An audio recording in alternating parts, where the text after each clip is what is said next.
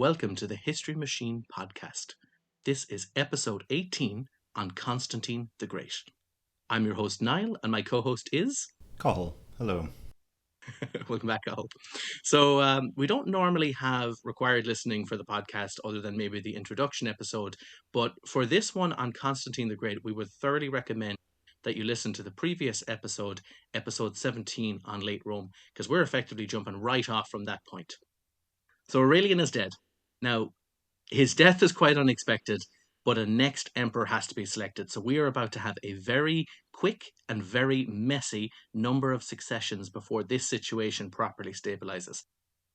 At this time, the role of the emperor has fallen to the Illyrian commanders and their officers, and they have effectively monopolized the role of the emperor and have full control of the empire.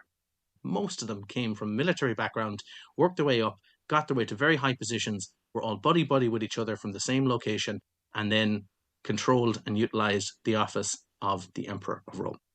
So Aurelian, naturally, considering all of his very impressive stats and incredible ability, is obviously a very hard act to follow. And because of that, nobody wants to follow him. So whoever stands up as the next emperor or had the suspicion on them of somehow being involved in Aurelian's murder by the legions. The army asked the Senate to select a candidate. Now, the Senate has a back and forth with the army, but ultimately they select and put forward a Tacitus. Now, he is no relation to the historian, but it's important to note that he is not one of the Illyrian commanders. So for the first time in quite a while, the Illyrian commanders have surrendered control of the office of emperor to somebody who's not in that club. So in 275 AD, Tacitus rounds up all who were involved or even alleged to be involved in the assassination of Aurelian, and he has them killed. And then he appoints his brother Florianus as the head of the Praetorian Guard. So considering Aurelian was a force to be reckoned with, because he's both an amazing soldier and an administrator, a couple of barbarian mercenaries and other tribes along Rome's border used the death of Aurelian as an opportunity to start raiding and plundering. They kind of go, well, he's gone, and we doubt that whoever's following him is going to be as good as him or as competent or capable, so we're going to take advantage of the situation. And as we said, listen to our previous episode on why this is a good assumption, because there was a lot of craziness prior to him taking over. There definitely was. There definitely was. So they make the assumption that, hey, they've lost their most capable leader in centuries. Now is the time to go for it. But Tacitus uses the army in battle to deal with the tribes, and he gets the title Gothicus added to his name for suppressing them and putting them out of the way.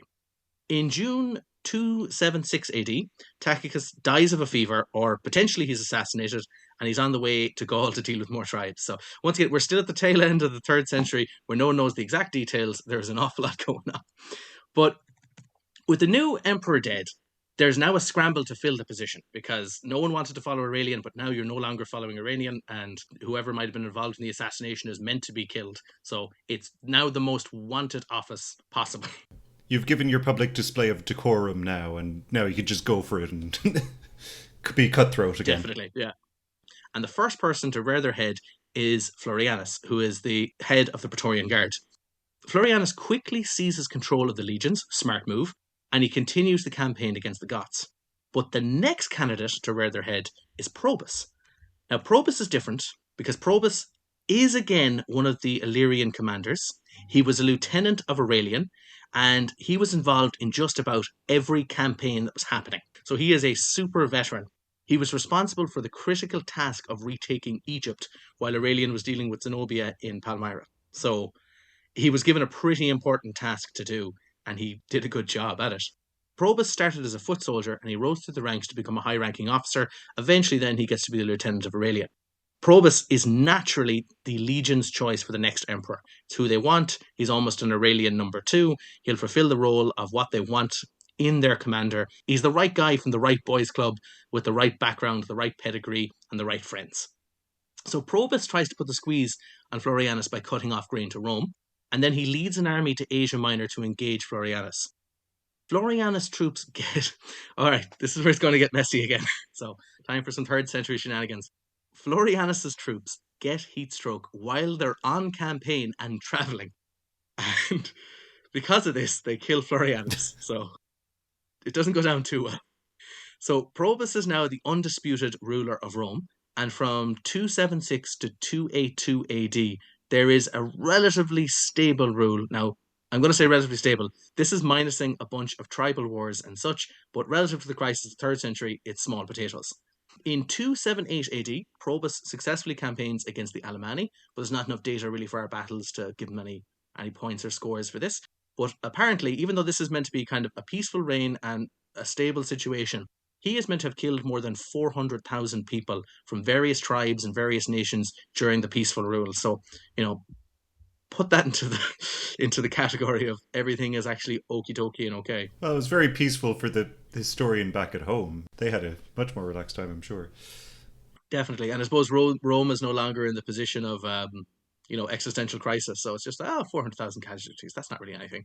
Ridiculous, we know. But the most important thing he did anyway was to settle many of these tribes after conquering them and after killing 400,000 of them, and they would be used later as auxiliaries in later wars. Now, this is going to be a little bit of a common trend now for the later Roman Empire, particularly the Eastern Empire. They could be attacked or attacking these tribes. They defeat them, they settle a certain amount of them, and then they go, and now you're going to be part of the next generation of the army. And for a lot of these invading tribes, most of them wanted to invade to effectively get nice land or farmland or something, or live in the empire, or take over a small section of the empire. And if they were kind of just offered the opportunity to settle, it would actually be better for just about everybody. So sometimes the settling just happened, but usually after a large battle with our various casualties and our POWs, it almost always resulted in these people are going to be settled and they'll become the auxiliaries for the next generation. So that's the way it was. But Probus, anyway, back to Probus, he was famous for always keeping the army really busy on campaigns and off campaigns just with building projects. Now, the intention was to never let them soften because he wanted to get the empire's money worth for their wages. It's like they can't just be sitting there doing nothing. They have to either be, being drilled or on campaign or literally doing civilian projects like building bridges, building aqueducts, whatever it might be. In 279 AD, he campaigns and he fights the Vandals, and in 280 AD, he puts down 3 usurpers. There's a lot that's actually happening. As much as we say this is the stopgap emperors for, the important names, a lot of detail and a lot of events, but it's really quick. It's not as important. And the reason that it's not as important is because of the people that are going to come after Probus. So a Praetorian prefect named Marcus Aurelius Carus is elected emperor now, supposedly, unwillingly by his troops. This is the usual, I never wanted to be emperor, but they put me forward. Probus sends troops to kill Carus, but there is a mass defection of legions to Carus, and in that defection, Probus is killed. Now, it's rumoured that Probus was heard complaining about the strain that the legions had put on the empire, and at that time, they should possibly be abolished, or at a later date, fizzled out and no longer used.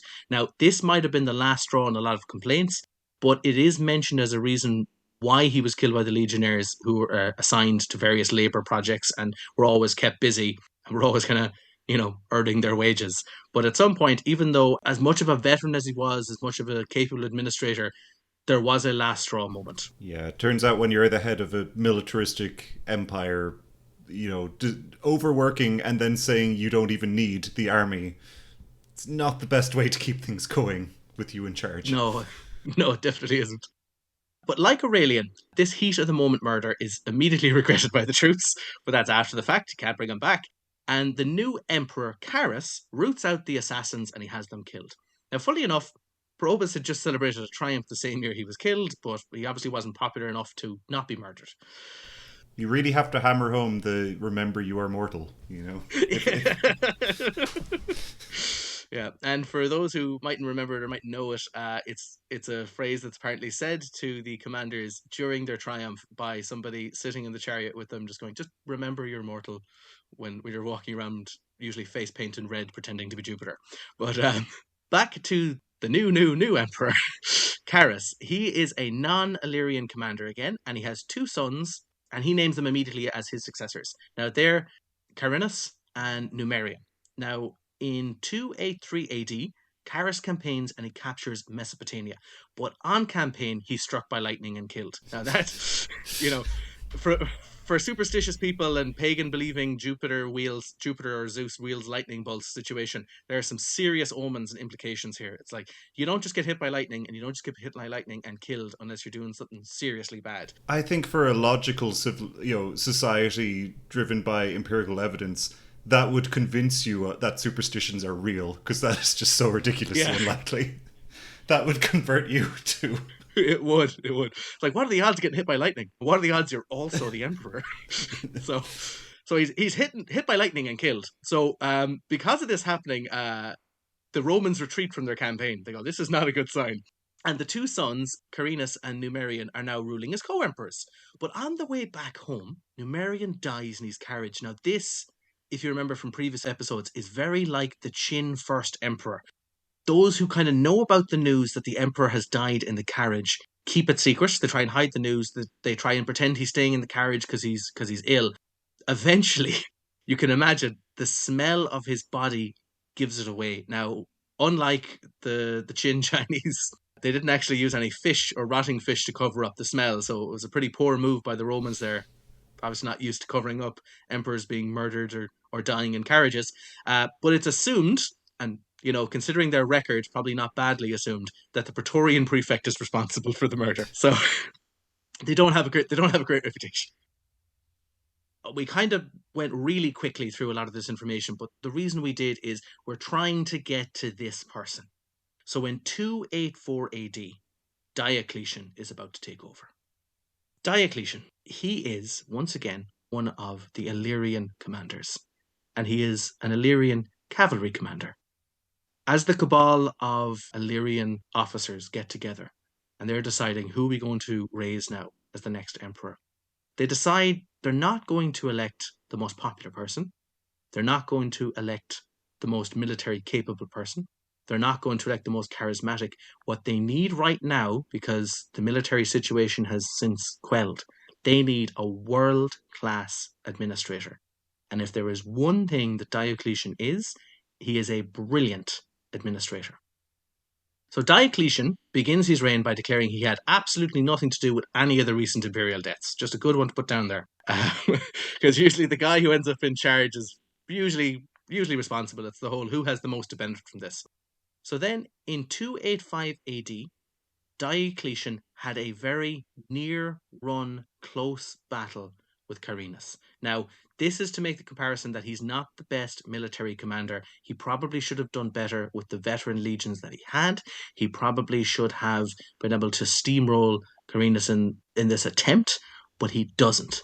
Now, it is assumed that had Carinus not died during this battle, Diocletian would have lost and we would not be talking about him. That he would have just been another example of a 3rd century usurper getting up, getting some legions and being knocked right back down, and we'd never hear about him again. So with this in mind, that this is meant to be a really close run battle, but it didn't go as well, Cathal, what can the history machine tell us about Diocletian and his battle with Carinus? Yeah, I think just kind of agrees with what you were saying there. The battle was 50-50, and it was fairly close run in the end. So, Diocletian won, but it could have gone either way. In terms of casualties dealt on both sides, it was very close to the expectation, just with Diocletian dealing out a little more than expected and Carinus dealing out a little less, which may have made the difference in what you imagine was a fairly messy battle without any kind of maybe grand tactical moves. It probably just did come down to one just gaining a slight advantage over time and pushing that into an overall victory. Yeah, the hard slog. Not particularly clean, not particularly impressive. It would put Diocletian down just as a very average commander, and since we don't have any other battles to go off for him, he just goes down as that. That's fair. Now, as we mentioned earlier, really, he's not meant to be a great military commander. Now, he has a great military officer corps, so perhaps, they should have been kind of pulling him up a little bit higher, but I suppose he is the guy in charge making the key decisions, but it really is a close run thing, and that could have gone horribly bad. But thankfully for Diocletian, it didn't. Diocletian has won the battle, and in 286 AD, he makes Maximian the Augustus of the West. Now, Maximian, he's almost like the 3rd century equivalent of Mark Antony. He's boorish. He's meant to be really hot-headed. He's very aggressive.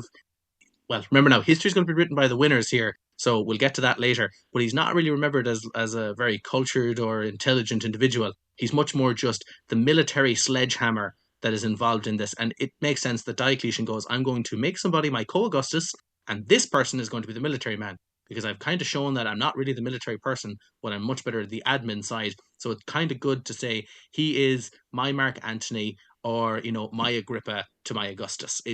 That's what he is going to be. Diocletian begins his reign, and he begins it with no purging. So he decides that the next course of action is to administer the crap out of the empire. This is what he's good at. This is what he was put there to do. This is what he needs to do to get everything back on track and make sure that the empire is running the way they want it to run. So he comes to the conclusion that what is needed to effectively rule the vast Roman Empire is a diffusion of responsibility and a sharing of powers. So he establishes one of the most important and influential changes to the later Roman Empire, and he forms the tetrarchy. Now, the tetrarchy is effectively the rule of 4. So in this tetrarchy, he's going to have 2 Augusti, and he's going to have 2 Caesars.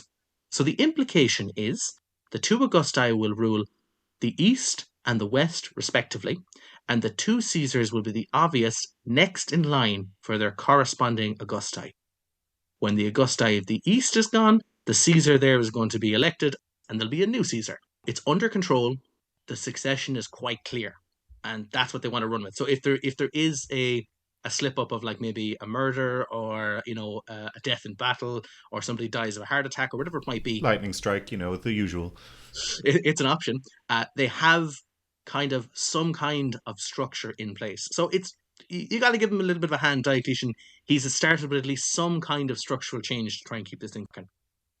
Diocletian believes that by having 2 Augusti, the empire will be able to make more rapid decisions for each half without creating the danger of making any new usurpers. Because historically, the idea was if the emperor was in charge of everything and somebody else had a certain amount of power, always the possibility that the legions would go, hey, we like this guy more, he should be the new emperor, and bam, we have another civil war. So this was a way to go, this person can deal with problems in Gaul, and I can deal with problems in Asia, and we never have to worry about the other person usurping the other person. We'll see how that goes. But the idea is, with more rapid decisions, without stepping on anyone's toes, that should make the empire more efficient.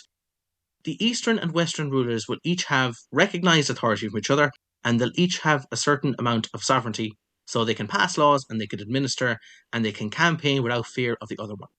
More emperors, in theory, would limit the number of usurpers, because now that there's no longer just one office that everybody wants to have, you can say there are multiple offices that people can try and aspire to get to. And of course, with more people running it, there's the idea that if somebody did usurp a role, the other members of the tetrarchy could come in and go, wait a second, somebody did something horrible here and we can all gang up on them. So it has its benefits.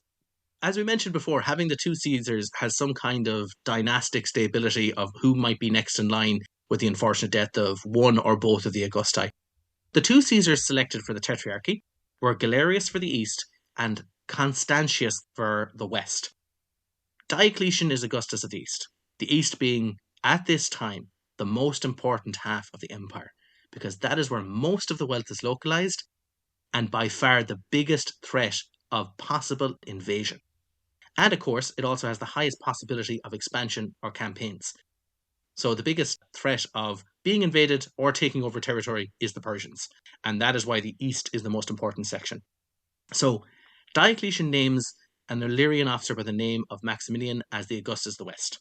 His next step is to use the army to purge the borders of any threats to the empire. So Diocletian has these military actions, but he's remembered much more and for much longer lasting things. As mentioned, he established the tetrarchy, the rule of 4. This is a serious experiment in governing. Now, initially it's working, and it's working well. And importantly, it allows for that stability that was severely craved by the Roman Empire. And it enables just about all of the events that are going to happen later in this episode. It was needed at the time that it was implemented, but it's going to create more problems. It probably stifled worse problems down the line. That's total speculation, but this is what we got. This is what happened, so we got to roll with it. So in 293 AD, the tetrarchy is Constantius I, and Galerius, and they're both made Caesars. Now that the situation is stable, Diocletian turns his attention towards fixing the economy. Now, this is a very, very difficult task. Diocletian's actions are effectively going to transition the Roman Empire from the classical idea of a... Now, it's obviously going through changes anyway, and we'll come to that later, but it's going to transition from what people think as like the Roman Empire to something that's much more feudal Europe. So he does that by reconstructing the government and establishing a court of long-lasting civil servants, and he appoints effective and knowledgeable and capable magistrates who are going to govern their areas very well. He ups the number of bureaucrats, and he introduces the role of a dux, or like a duke. And this is where the term duke comes from. So dukes run provinces, and they have a good deal of autonomy, and they're the precursors really for later European rulers. And these dukes are responsible for tax collection, giving military commands, and overall they have a certain amount of sovereignty in their provinces. Now, they effectively rule almost as kings. And this autonomy has its advantages, and it really has its disadvantages. But the court of Diocletian is gradually morphing into some kind of proto-feudal organization. Now, keep in mind, this is crowns and all. Diocletian is now going to start wearing diadems. He's going to start having, silk slippers with jewels encrusted in them. He's going to have what you would think of, as I said, as like some kind of European king. He is embodying that now. So he's a lot less like the, Caesar had a pair of red boots, but this guy is going to go the whole gimmick. People are going to have to start bowing to him as opposed to just saluting. And you're looking at something feudal, and you're looking at something European. That's what it's going to be. Crowns and all. Diocletian also reduces the overall number in the Praetorian Guard because he wants to stifle their influence. And judging from the Praetorian Guard's history, that is not a bad idea. As long as you can survive the stifling, then yes. Yes, definitely. Yeah, you got to be very careful on that one, because if you don't, you're very dead, and they'll definitely elect the next person for you. Now, his next big improvement is to tackle inflation. For years, the Romans were collecting coins as a form of taxation.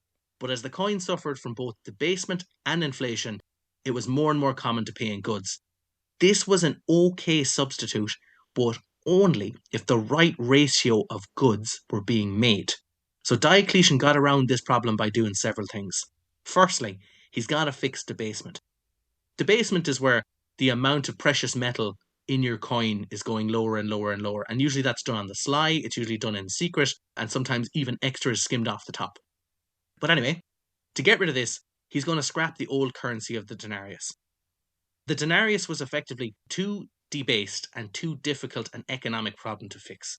So instead of trying to fix it, he just removes the 3 types of coins in circulation and he introduces 5 new coins instead. So problem solved.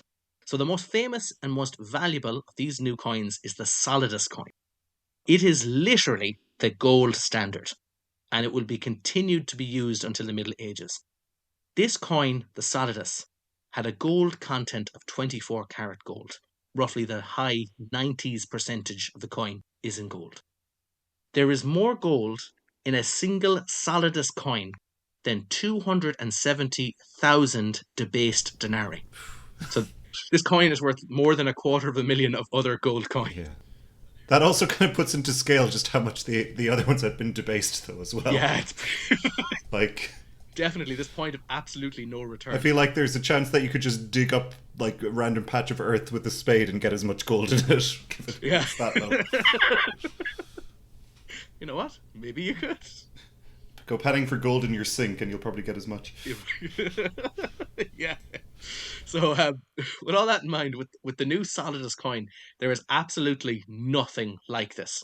And just to prove how committed the Romans were to it, the government is minting this at a loss just to introduce it. Likewise, all of the other new coins have their precious metal content in like the high 90s. They're brilliant. You couldn't expect a better coin. It was a great way to deal with the problem of the constant debasement or whatever. It's like, there's no point going, let's try and fix this problem. It's no longer fixable. You just have to scrap it, bury it, and start again. And the start again is starting very high. They are really committed to effectively going, we got to make a phenomenally high standard of coin that nobody questions it. And it works. Next, he's going to try and tackle inflation.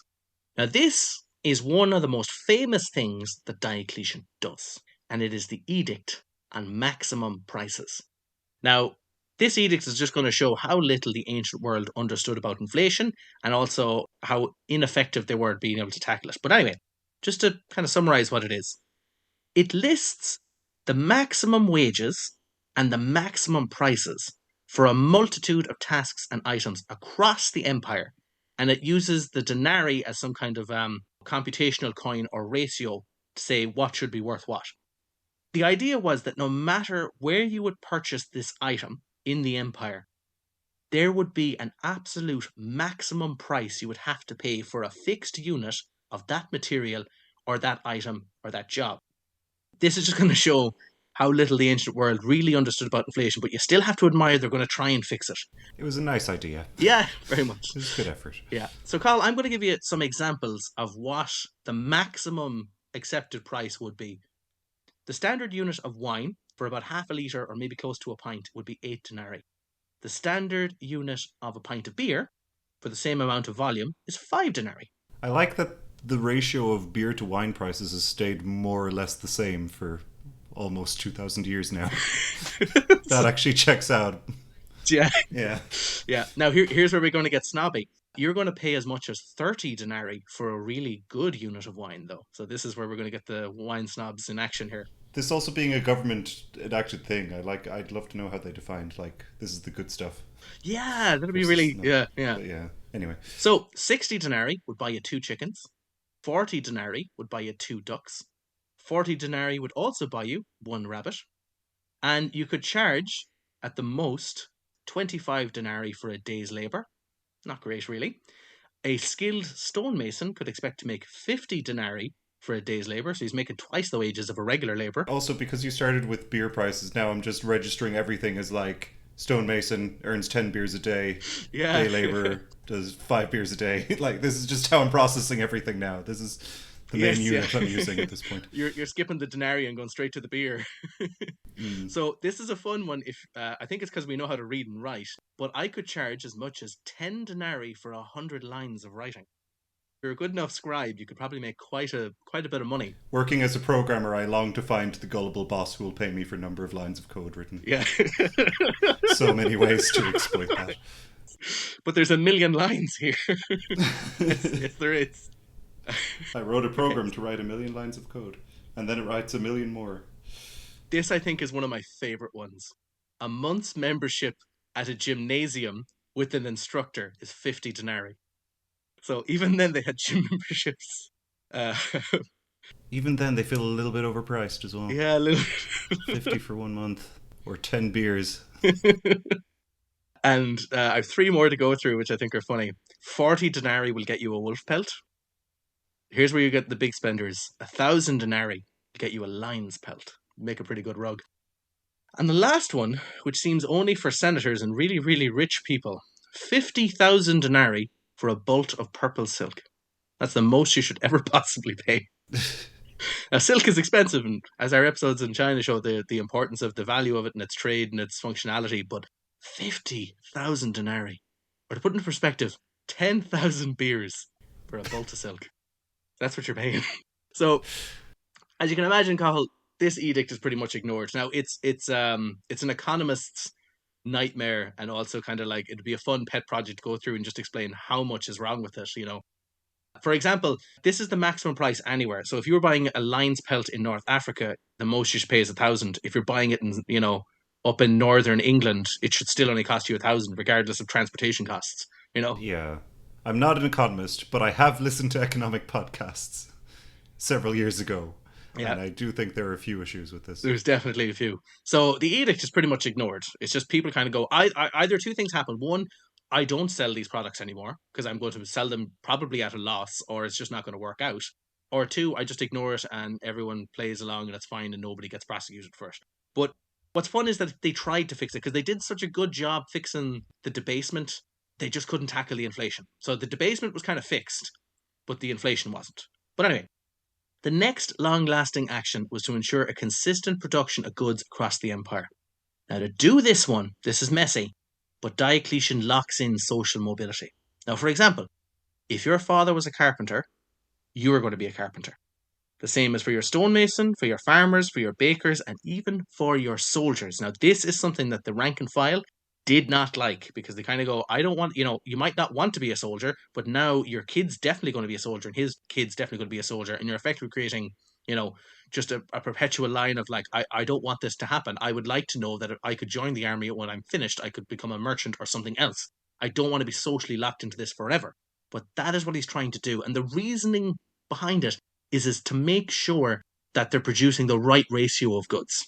Yeah, the previous item, while flawed, it was fairly well meaning and it feels like targeted towards helping the average person be able to afford everything. This one we can really see, this is evidence they are moving towards feudalism rapidly now. Really. Yeah, you're just locked into your system. And it's like, that's it. Now, this is going to lead to problems as well, because I know I mentioned that, if you're a soldier, your kid has to be a soldier, but this is going to lead to problems for new recruits, because we're going to have a lot of bakers having a lot of kids who are going to become bakers. But if a soldier dies and he doesn't have any children, you don't have any more soldiers. So there's going to be problems to it. But it's what's introduced, and it's how they're trying to solve the problem. So this one's much more draconian and it's much more totalitarian, but it is implemented. So we'll move on anyway. So like most rulers when they get into power, Diocletian looks at the present and he claims that a lot of the issues affecting today are because there's a lack of moral character, and people, when they compare them to their ancestors, you're too greedy, you're unvirtuous, kids are talking back to their parents, and most importantly, you're all unreligious. This would never become a political stance again. This was totally... No, never. Only time this ever came up. And they solved all the problems. So Diocletian wants to return to a very Roman religious order. Diocletian himself is a very conservative Roman, and he's quite xenophobic towards anything religiously un-Roman. So the biggest target of this is going to be a splinter religion, which is an offshoot of Jewish monotheism, and that is, well, as known today, Christianity. Also, only time this is ever going to come up. Oh yeah, even in this episode, no. But, so in 299 AD, Diocletian takes part in a ceremony of sacrifice and divination. Now, this is a very kind of Roman thing to do. It's like, get an animal, cut it open, look at the entrails, maybe read the liver, see what they do. But the omens aren't readable, because the Roman priests, as they're doing this ritual, in the room there are Christians present, and those Christians in the imperial household make the sign of the cross. What happens is the Roman priests then kind of go, we actually can't read the entrails. Somebody messed up the ritual, wink, wink, the guys in the corner making crosses and making symbols. And it's not that I'm not able to read the entrails, it's just that somebody else ruined it. And then Diocletian is furious. This is something to really hit home, is Diocletian is firmly religious, and he firmly believes in like magic and gods and spirits and rituals.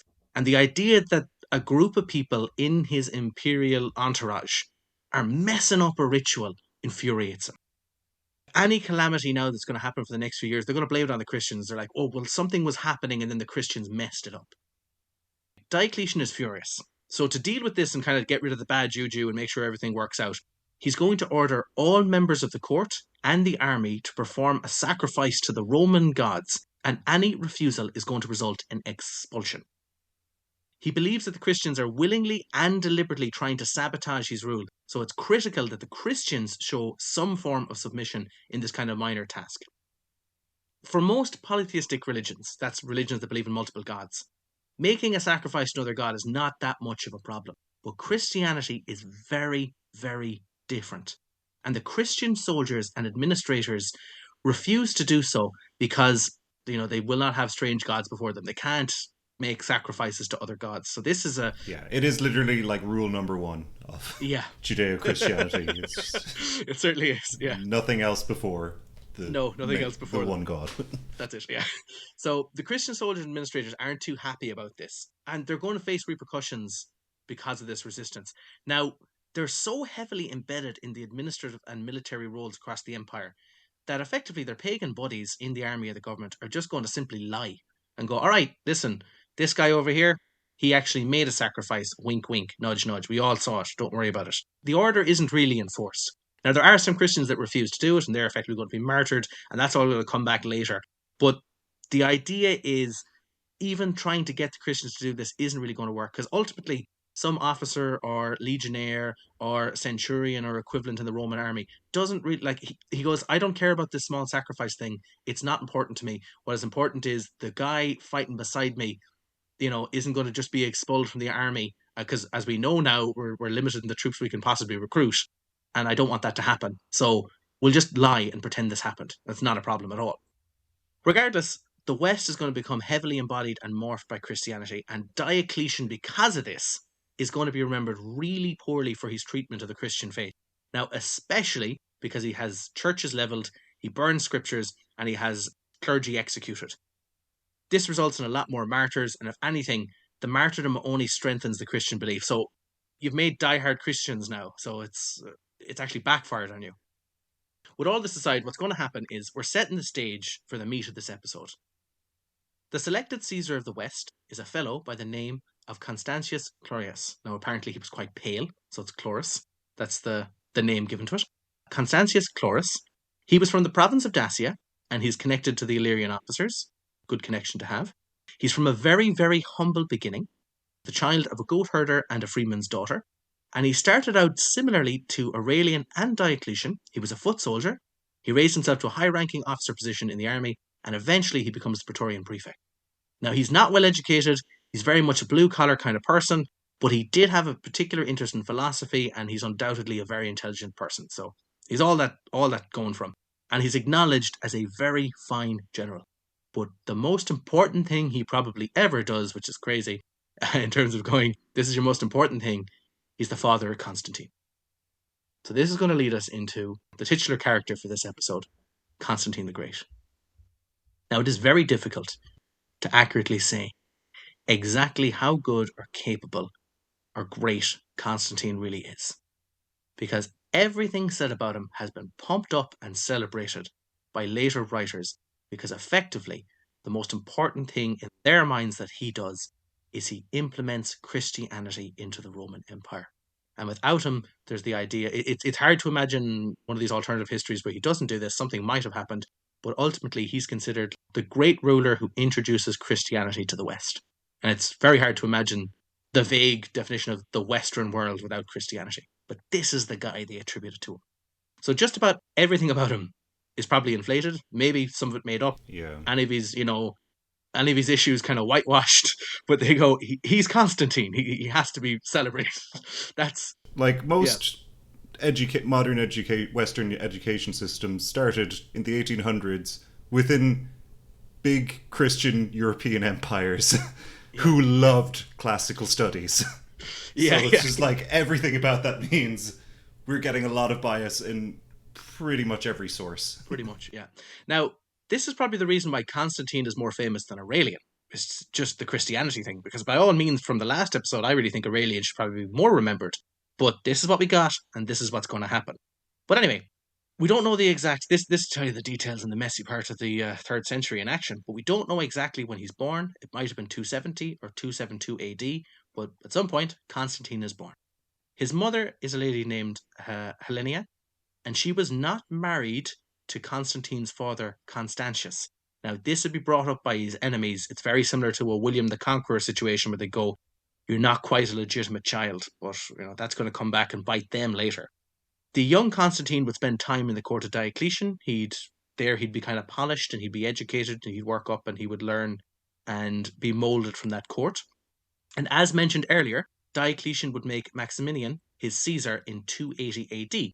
Now, Maximian is nicknamed Herculeus, so I might use the term Herculeus just because there's a fair few Maxes in this episode, but Herculeus is the military man needed at this time to fight along the Rhine border. In 287 AD, Diocletian would make Herculeus his co-Augustus, so we really have to take everything said about Maximian Herculeus with a big, big pinch of salt. This is because he's going to be the loser in this story, but he was meant to be boorish and he was meant to be rude, but he was meant to be a man of action. He was supposed to be a very hot-tempered military man. He was rumoured to sleep around, and he was rumoured to act on his base animal urges, whatever they might be. He was thought to be uneducated and arrogant, and it was once said by an associate to him that they compared Scipio Africanus against Hannibal to him, and that the boorish, uneducated Maximian Herculeus didn't even know who they were talking about. that he's that ill-equipped and unread. All of this, once again, could be total slander, but they're trying to make him out to be, just a hot-headed military man with absolutely zero culture to his name. Regardless, Maximian Herculius is raised to the co-Augusti, and Constantius, who is Constantine's father, is made the Caesar for Maximian Herculius in 293 AD. Diocletian's new Caesar is Galerius. Now, he's another competent and able military man. Galerius is nicknamed Armentarius, which is the herdsman. Apparently, he also, similarly to Constantius, comes from really humble beginnings, but he's meant to be tough, arrogant, and ambitious. Nice 3 virtues to have. Now, the tetrarchy is later often deemed responsible for the collapse of the Roman Western Empire. In its current form, it's really inadequate to government, but this is what they're introducing, this is what they're going to bring to the table, this is where it's going to go. So the tetrarchy corrects the issues of the existing kind of sluggish, slow actions of the empire, and it's a mixture of merit and hereditary rule, and the people appointed are not really related as of yet, because Diocletian kind of intends this to be the case. He doesn't just want to be a father-son situation. He doesn't want it to be some kind of just hereditary monarchy situation forever, because that's going to have a lot of its problems. See any monarchy ever in history. But also he's just implemented a thing where you can only really do the job your dad did, so It'll be a problem. Yeah. But in a very, very feudal move, Constantius marries Maximian Herculius' daughter Theodora. So Helena is kind of shooed away. This is Constantine's mother is like, we're not really married, I'm pushing you to the side, I've got a new wife now, I am strengthening my alliance with my friend. It's a very, very feudal thing to do. Now, in a similar political move, Galerius divorces his wife so he can marry Diocletian's daughter, Valeria. So, just to talk a little bit about Christianity, it is the New Age religion. It offers answers, it offers salvation, it offers forgiveness, it gives you a clean slate after you join, and it's life everlasting, and it has an advantage of also being really confident, and they've got a lot of authority, and they're really certain about what they're talking about. Compared to other pagan religions at the time that would often go, give a sacrifice to Jupiter and maybe he'll treat you nice. This is one that had like clean, clear sets of rules and had a lot of cohesion and a lot of organization. But anyway, in 303 AD, the persecutions of the Christians begin. Now, the Christians at this point are a serious minority in the empire. They incur the Roman displeasure because they seem to not be entirely loyal. Now, the Christians, as we just mentioned, they're really organized, they have cohesive groups, and almost too organized, because they're kind of alarmed some of the government officials, because they go, this is a really well put together group, and they're not under direct control by us, so they could be a problem. Because also, like most of the authority of the Christian world seems to stem from independent bishops, and they're not Roman lawmakers, so it's a problem. So the tetrarchy almost certainly only works at this moment due to the senior presence of Diocletian. Now, it could have been any number of rulers as long as he was holding it together. But Diocletian thought that the new system and government structure would hold it all together. Back again to Constantine the Great. He became the military tribune for Diocletian, and he was acknowledged as a good officer, and he fought in the Persian battles in 297 and 298 in Mesopotamia. But who is holding this together is Diocletian. So for the tetrarchy, Diocletian is the senior official in it. Now, the tetrarchy could have been any number of rulers. It could have been any kind of government structure, and as long as Diocletian was in charge of it, it was going to stabilize. But as we're going to see, one of the most daring and ambitious things ever done, or any Roman emperor ever, in 305 AD, Diocletian abdicates the role of emperor. He's retiring. So this is the first emperor ever to retire.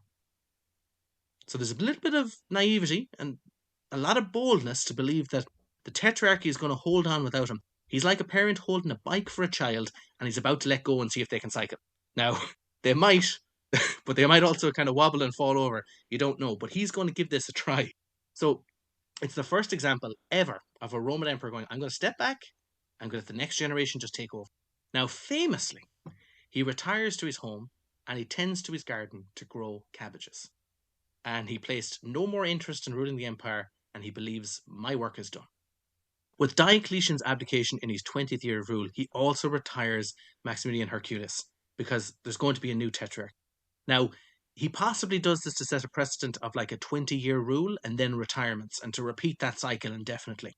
The new Augusti are Constantius Chlorus and Galerius, and Galerius is going to be the senior Augusti in the relationship.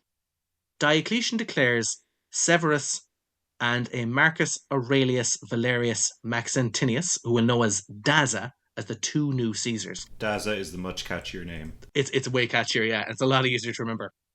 Now, Christian historians love to play up this event because they like to say that everybody was shocked that Constantine wasn't made a Caesar, to the point where people thought that Constantine must have changed his name to Severus, and that's why that name is called out, and that the people in the crowd are like, why did Constantine change his name? Surely it must be Constantine.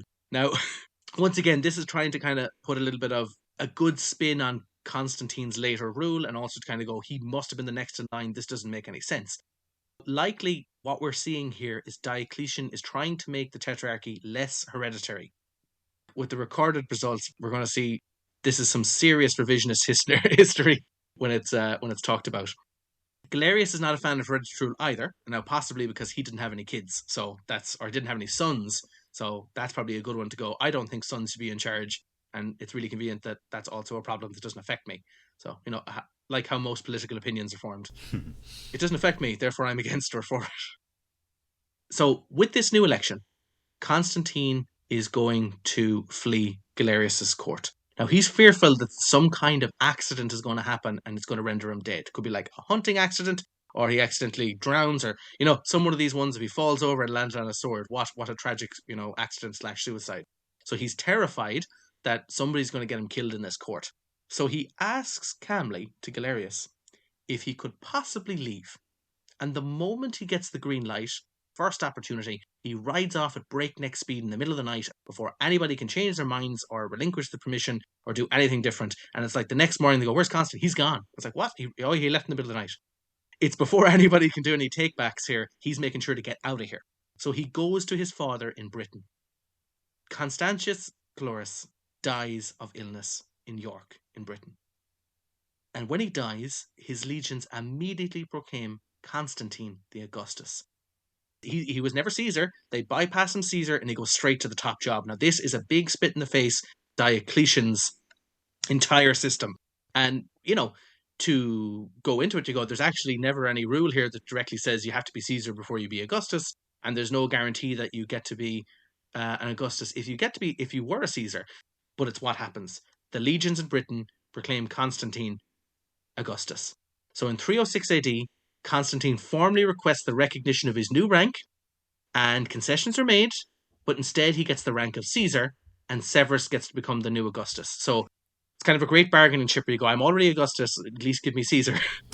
and then Severus can get to become the Augustus. Now, it really helps when you've got legions behind you, but that's what happens. Constantine becomes the new Caesar, but he also decides to take the title of Prince of Youth. So he's tacking on little titles, and we're getting very, very feudal. At this time, Constantine repels 2 Frankish raids. They're a new and important people, just to mention them. It's where France gets its name from. And he exhibits 2 captured Frankish kings during some games that happen. And he also defends an Alemanni attack. He gets a triumph to celebrate. In 306 AD, Maximianus starts a rebellion with the support of the Praetorian Guard. So Maximianus is the son of Herculius. Galerius had previously banished the Praetorian Guard from Rome because he was really fearful of their king-making ability, and I guess he's been proved right. But the supposed retired Maximian Hercules, which is the senior Max in this relationship, he supports his son, Maximianus, Max Jr. So just for simplicity, Max Jr., and I'm still going to refer to Max Senior as Max Senior Hercules. It gets hard with the names, so I want to make it as easy as possible. So anyway, Max Senior is going to support Max Jr. He's coming out of retirement to make sure that happens. In 307 AD, Hercules resumes the title of Augustus. He's out of retirement. So Max Senior is going to align with Constantine, and he declares him Augustus on the 31st of March in 307 AD. So Max Senior gives his daughter Fausta to marry Constantine. Now, they've been engaged since 293 AD, but they were not really formally married, but this is it. We've properly sealed the feudal deal here. Now, Max Jr. falls out with his father, and he goes to seek refuge with Constantine, and Constantine provides him with refuge. Galerius now has fully turned against Max Jr., and Severus decides to invade Italy in 307 AD. So we're going to talk a little bit about the invasion of Italy in 307 AD. So Severus marches from Milan to Rome, but he fails to capture Rome from Max Jr. Now, a portion of his army in this failure defect to Max Jr. Severus withdraws and he surrenders to Max Sr. with the intention of bargaining for his life. Now, however, Max Sr. and Max Jr., who weren't really getting along, they've reconciled, and the timing could not have been possibly worse for Severus. So Max Jr. has offered co-rule with his father, who gladly accepts it, and Severus is put to death along the Via Appia. So Max Jr. takes over what's left of Severus's army and is now solidified. Galerius then invades Italy later in 307 AD, and he halts out of fear because of just the recent events of what is going on, and he's going to wait for some support from Constantine. Now, eventually he just retreats. Now, this is because Constantine, he declined aiding or hindering Max Jr. in putting down Severus, and he declines in aiding or preventing Galerius from doing what he wants. Galerius pursues a negotiation. Now, I'm going to say this, Carl, right off the bat. The next thing we're going to cover, the 308 AD Conference of Carnuntum, is possibly one of the best situations of negotiation I have seen from any political figure ever. There's a conference on the 1st of November 308 AD. Galerius suggests that the retired Diocletian should return to govern this mess.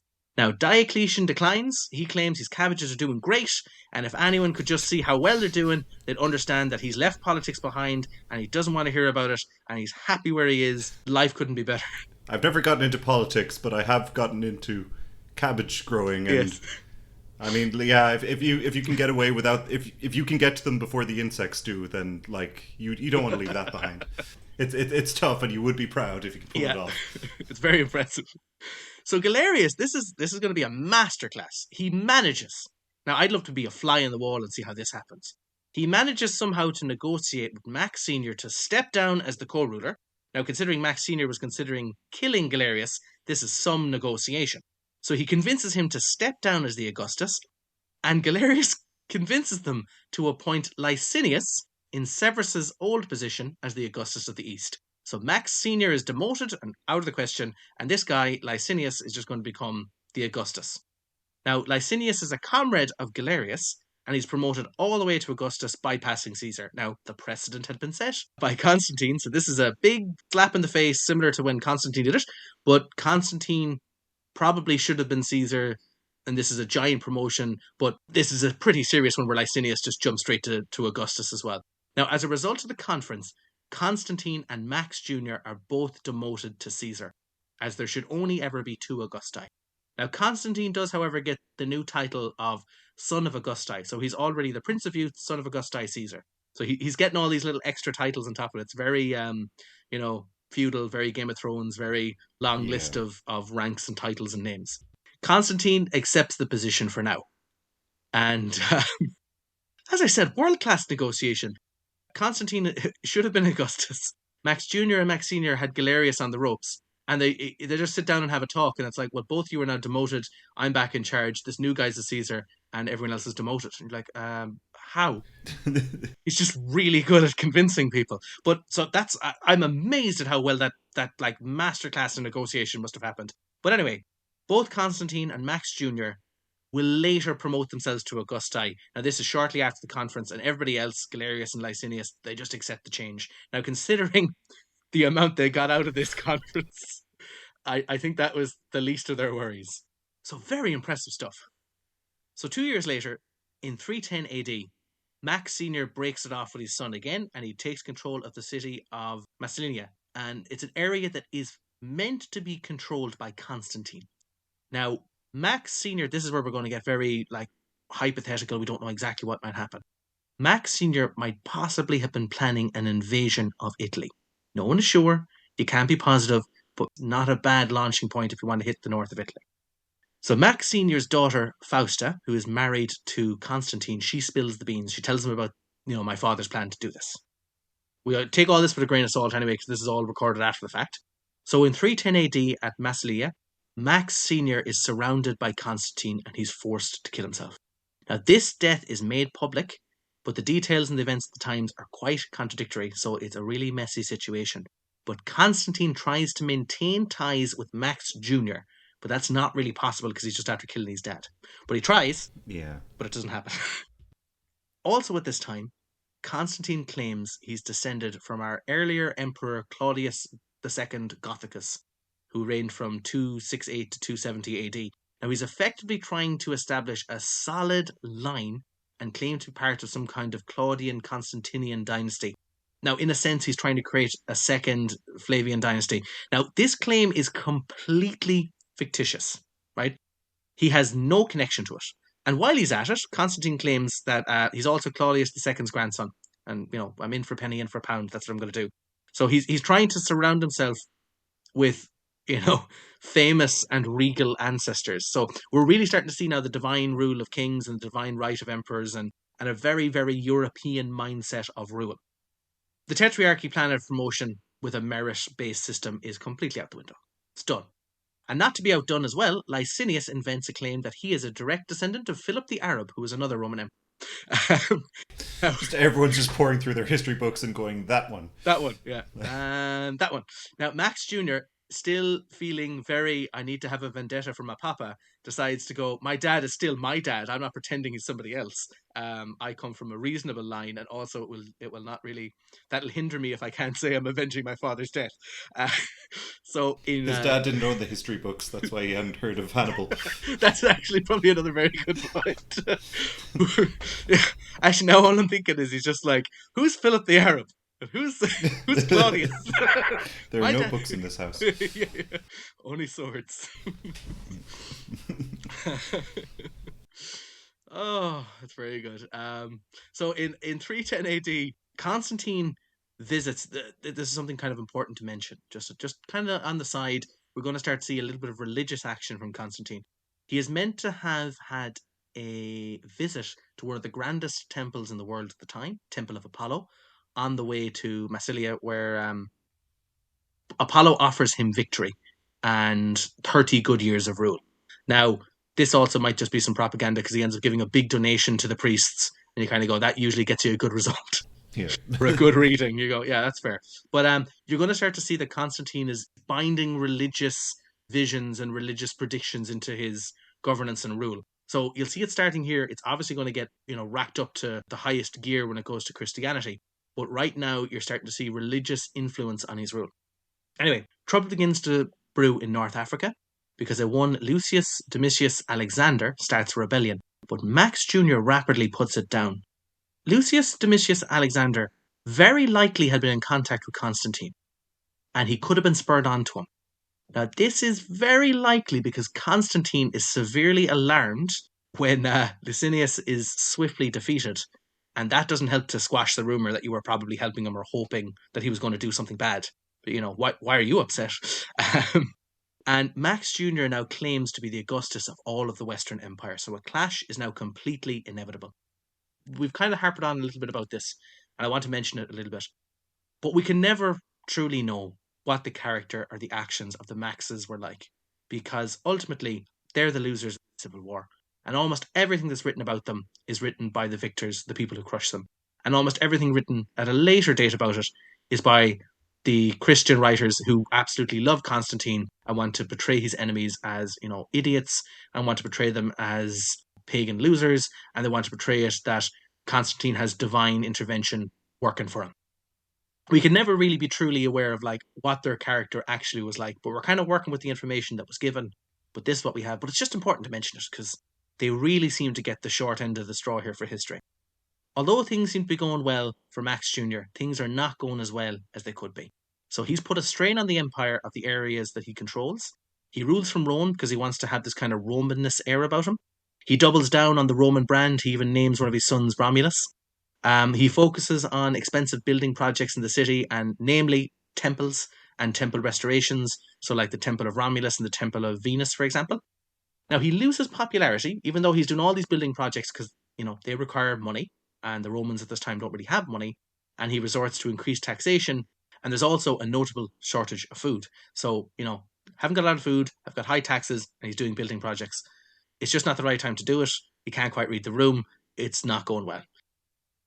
So at this time, Constantine also spreads a rumor that Maximilian Herculus, he isn't even Max Jr.'s father. It's his only claim. He could have claimed a famous dad when he had the time, and he didn't do it. Just to put it out there, he's not even your dad. So Constantine, the in real life, like, illegitimate son, is just throwing around that actually he has all the dads, they're all famous, and you don't have any. Yeah. And not just because I killed him, but because he wasn't even your dad. Yeah. Yeah. You're avenging nothing. He's not even your father. Shouldn't have any beef with me. So in 311 AD, Galerius gives up on the persecutions of the Christians. It turns out it seems a lot messier than it could have been. It's not really an achievable task. Genocide isn't easy. So he resolves various edicts and he introduced new ones. And it's much more like it's time to be tolerant of people's faith. It's the Edict of Galerius at Sophia. At this point, Galerius is like, right, we're not really nice to Christians. It doesn't seem to go well, and martyrdom just seems to be strengthening their cause. Now, Max Jr. is somewhat nice to the Christians by returning confiscated churches and cemeteries to the Christians and allowing them to elect new bishops of Rome. But the Christians still aren't happy with them. They're going to be a lot happier with other rulers. So it's kind of the thing of we picked our favorite and you're not our favorite. Even though if you're doing nice things for us, it's not nice enough. I mean, in fairness, it is just like we're going to stop doing the horrible things. Yeah, it's fair. It's not exactly nice, but Yeah.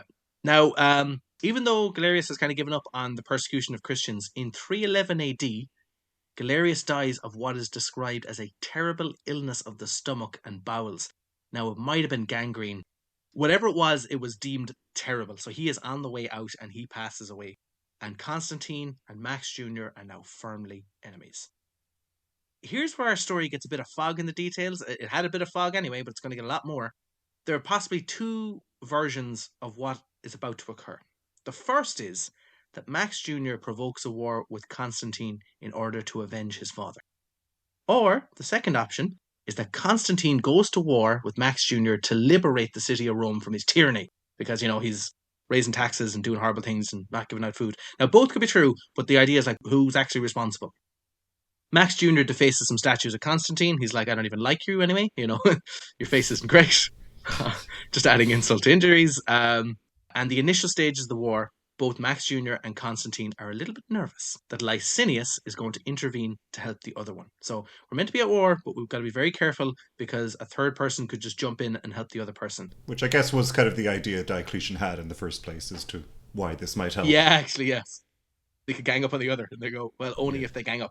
So in the initial stages of the war, they're both nervous that could happen. Licinius might have been closer to Constantine on the grounds that Max Jr. kind of had killed Severus, which was Licinius's predecessor. That might be the reason why Max Jr. decides to attack.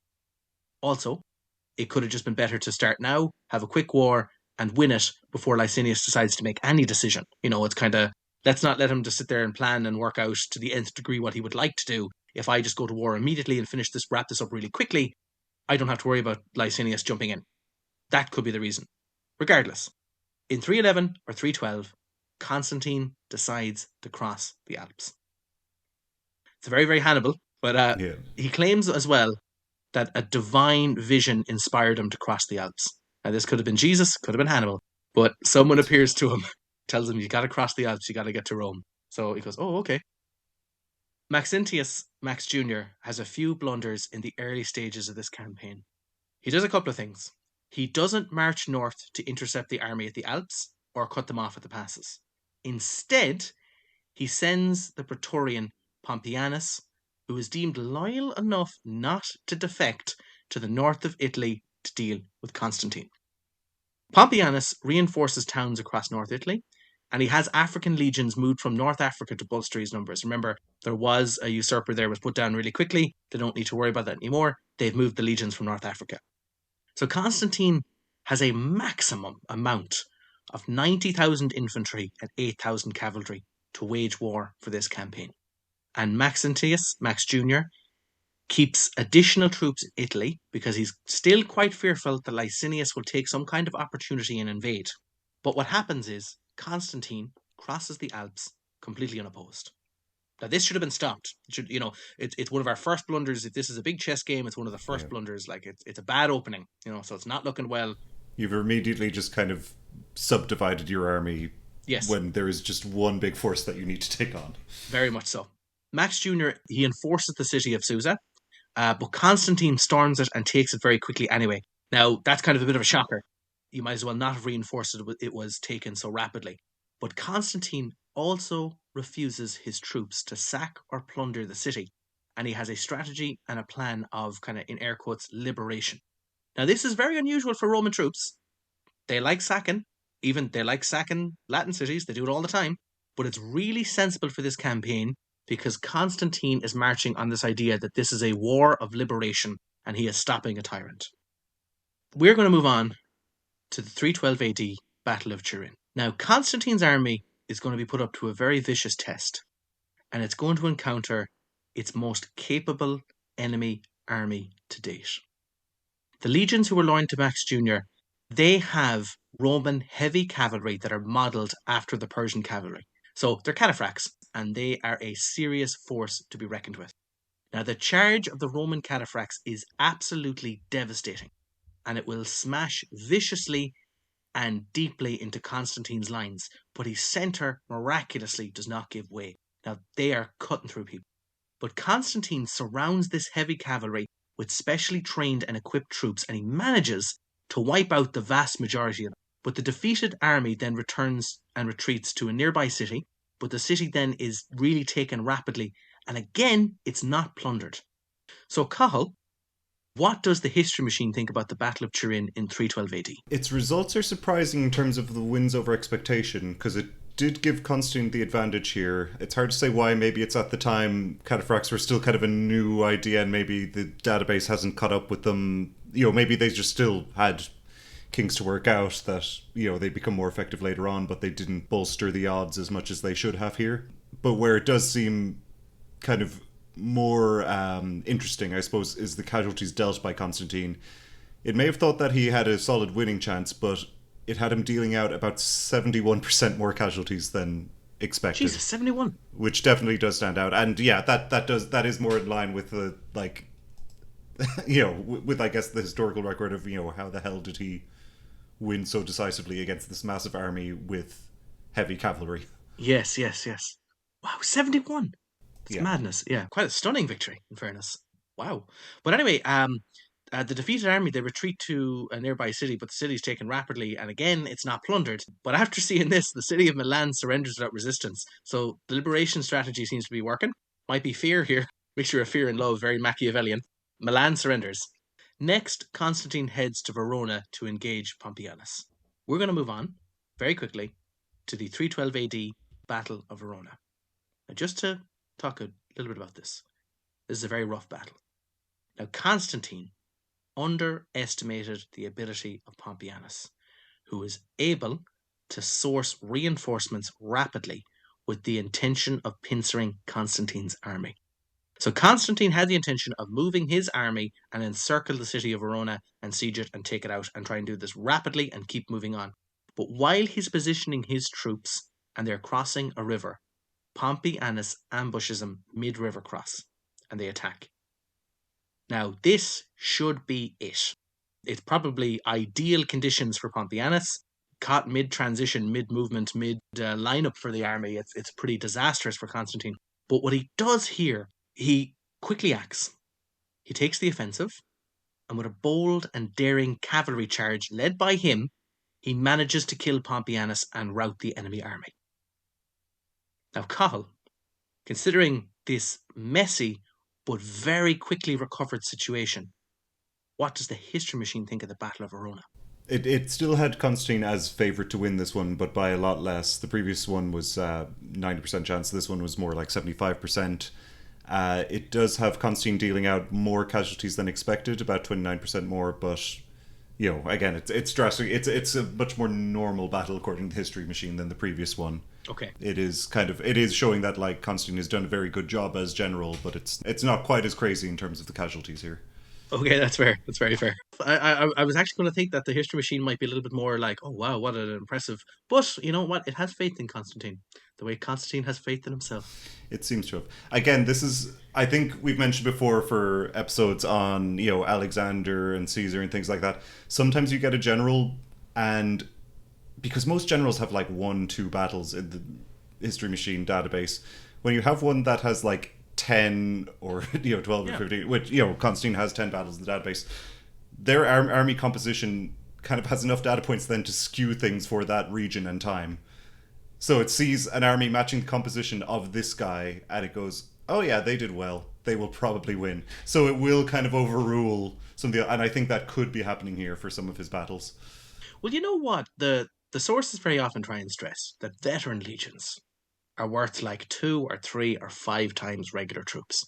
And I think, as you're saying, the idea that when we get an army that's got a lot of experience, they perform well. But we've seen that with Scipio, we've seen that with Hannibal, we've seen that with Caesar, we've seen that with Aurelian, and now we're seeing it with Constantine. And it really hammers home that idea that somebody who has veteran experience in the ancient world, a decade under their belt of constant warfare, it really drills home just how effective that is. So, kind of the way that you were saying that it possibly skews it, but at the same time, I think the history machine is almost kind of going, yeah, veterans, they win. Yeah, I mean, in this episode alone, how many emperors or like real upper level people have just died randomly on campaign very quickly? If you can survive a solid decade in the Roman army as someone lower down the ranks, you probably know what you're doing. It's probably not just luck. Yeah, it's a proper career. You're really good at what you do. Anyway, with all this aside, and we're kind of going to move on a little bit, Pompeianus is dead. Now, this is going to get interesting because Max Jr. has to take command. Now, it's understood that Pompeianus was his best commander, the best one he could put forward, and also trustworthy enough to manage the legions in the north. Now, he's lost him. And he's lost him like in a bad battle that Pompeianus probably should have won. It's very surprising, but he's lost him. So Max Jr. now has to take command and control the legions that he has left. So he's going to fortify Rome. Now, at this time, Rome is a very heavily fortified city. Aurelian built walls. They were finished after he died. It's not going to be an easy place to siege. It was traditionally a city you could storm. It was traditionally a city that didn't have that many defenses, but now it is properly a medieval walled city. It is difficult to take, and it has a lot of troops in it, and it has a lot of resources and capabilities. It is a capable city. Now, once again, I know we've made the chess comparison, but this is where Max Jr. is going to make one of his many blunders. Due to protests from landowners with farmland outside the city walls, Max Jr. moves his army outside of the city to protect the interests of the landowners. Not a good start. This is an absolutely serious error. To use the chess analogy, this is the bomb cloud opening, where you immediately after moving your pawn, you move your king straight out, straight out of all its defenses, just out into the middle of the board. Thank you for that very visual description of an absolutely horrible blunder that is only played at the lowest and highest of levels.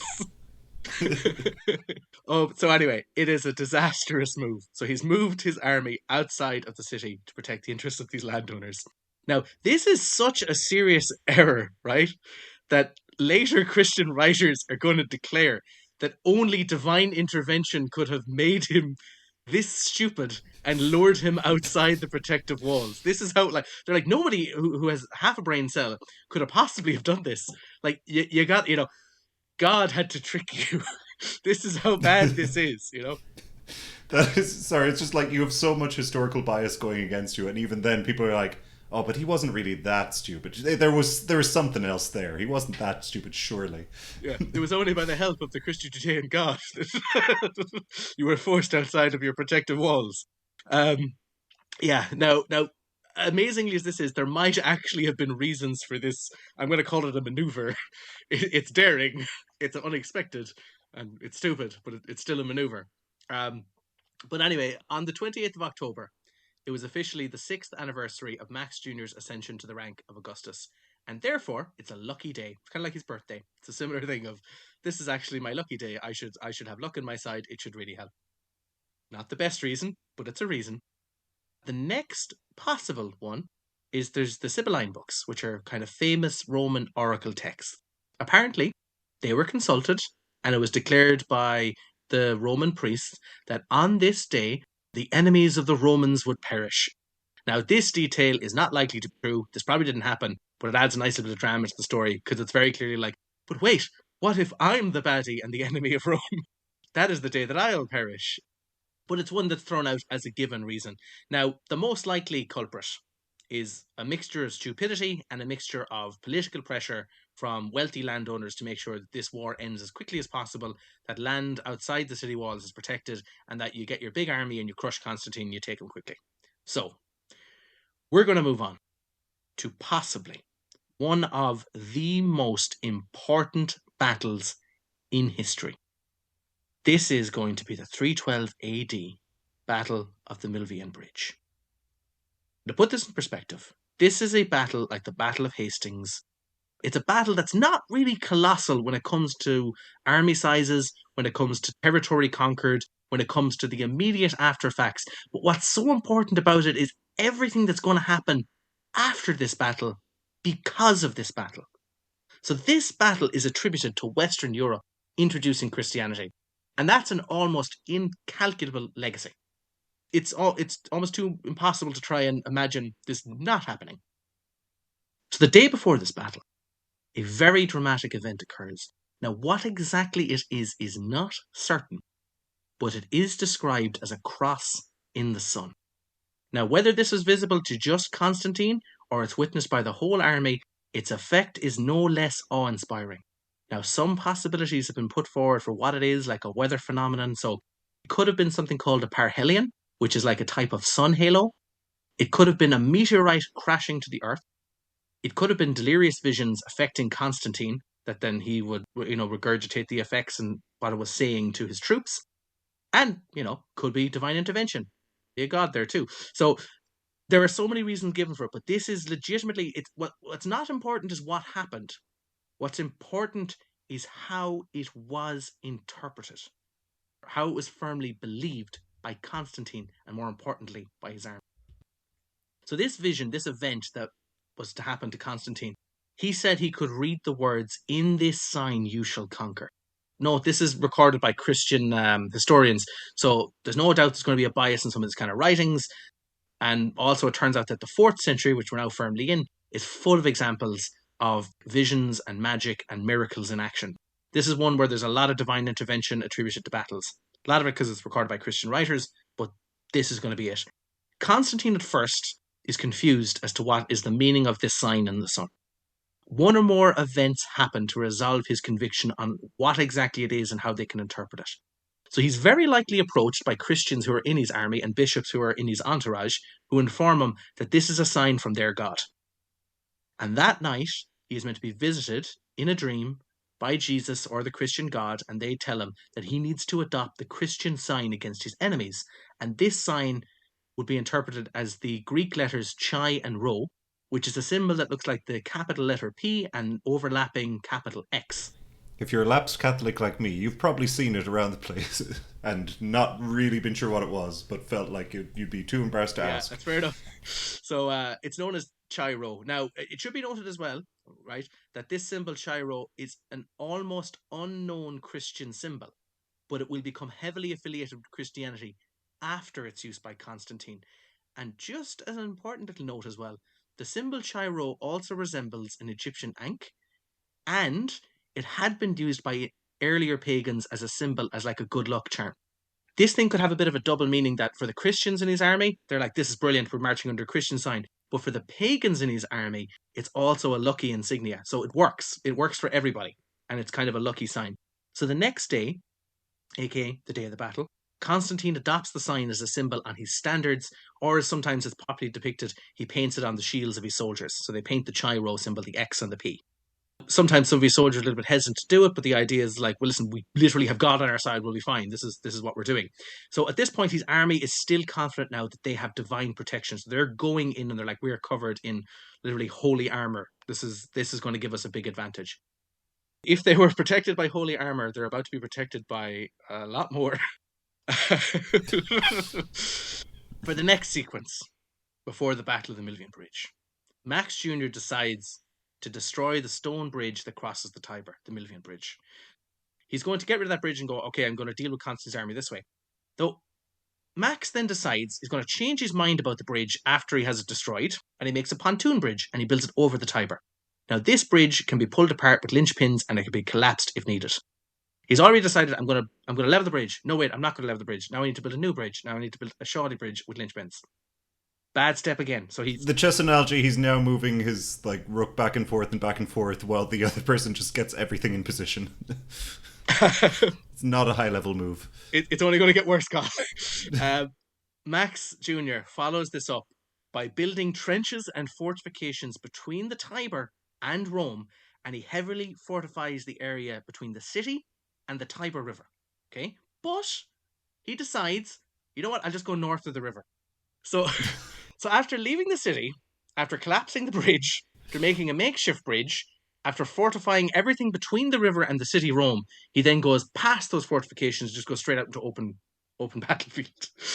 So next time someone's like having conversation complaining about the last season of Game of Thrones and someone brings up like Battle of Winterfell, you know, who would put all their army outside the walls, like when would that ever happen in history? I now have an example where I can go, well, actually. It would be Maxentius, Max Jr. He would do that. And it wasn't a good idea then either, but it has happened. Yeah, it's horrible. So he's gone north of the Tiber. Now, this is probably his most fateful mistake. He's just about cancelled every single advantage he has. He now has a river to the back. He now has a makeshift bridge that is the only thing he can retreat on. He now has fortifications his own army has to go through if they try and get to Rome. And then they've also given up the safety of the city. Just about everything has been done, right? So you can understand why in hindsight... He was in a hard place and he decided I need a rock behind me for the feng shui. Yeah. So he just about cancels every one of his advantages. And in hindsight, it seems insane. And you can understand why people go, this must have been divine intervention. No one could actually be this stupid. How could somebody do it? Now, Constantine's army arrive near the Tiber, and they expect, like, okay, we're going to see a bridge, and we're going to cross it, and then we're going to have to try and start sieging Rome. And to their surprise, there's an open battle. And they're like, what? Oh, well, this is unexpected, but beneficial. This is like an exploit of terrible AI in, like, one of the older Total War games or something. It's just... Yeah. So the battle itself, amazingly, considering the amount of blunders that we made, is a ferocious struggle where Maxentius's Praetorian Guard and Constantine's Gallic cavalry fight against each other. Now, as a result, Maxentius, Max Jr., his left flank is exposed, and the troops of Constantine are able to turn that flank. Now, Max Jr.'s troops are forced to retreat, and like this, they've destroyed the lovely stone bridge that they did have, and they're trying to cross it against the makeshift bridge, which during the crossing collapses. Now, luck be have it, Maxentius, Max Jr. is part of the crossing troops, and he drowns in his armour in the Tiber. So the battle is won, and now there's an incredible win. It's such an incredible win, and such a seemingly divine win, that Constantine is completely implanted with absolute 100% conviction that the Christian God is real, he is with me, and he makes me win battles, because this is the only way this could have happened. It's a bit like my saying earlier how like the lightning strike would convince you that these things are real. It's like maybe it was just used as a political move initially, but then after it goes so well, it's like, oh wow, maybe there is something to this. pretty much, yeah. This God does things. Maxentius, Max Jr., his body is recovered, his head's removed, it's paraded on a lance, and they enter into Rome, and Constantine enters in triumph. As a celebration, Constantine has coins minted with the phrase recoverer of his own city, because it's the idea of, well, this technically was under my command and I got it back. So how great. As I said, an incredible battle. And Cathal, let's see what the History Machine thinks of this unbelievable sequence of events. Yeah, this one, like, in terms of the expected odds of winning, it was kind of similar to Constantine's other ones where usually he has about a 75% chance, but I mean, you can't feel... We don't have columns in the database for all the stupid things that were done, so we can't explain to the History Machine how all the advantage... anything to keep... Yeah. Max Jr. in with a chance here was kind of undone. Obviously, Constantine wins handily enough. He takes fewer casualties than expected. I wonder why.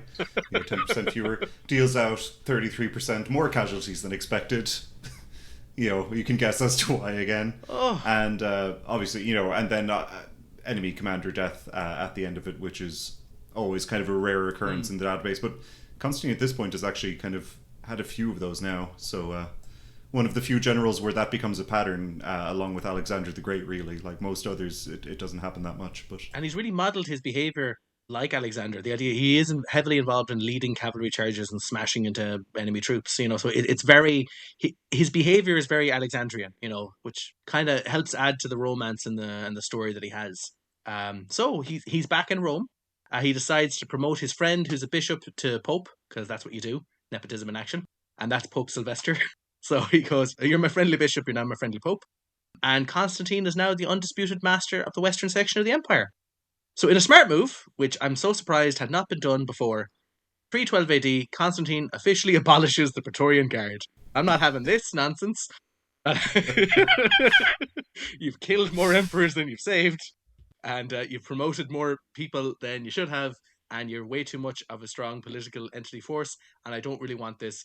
And it's probably one of the most important things he does in terms of changes to the Roman Empire. I'm going to miss the chaos they introduced into these episodes. And they, yeah. But Carl, could you imagine if feudal Europe had some equivalent to the Praetorian Guard in action? Beside all of the schemes and machinations, you'd have that thrown in on top, you know?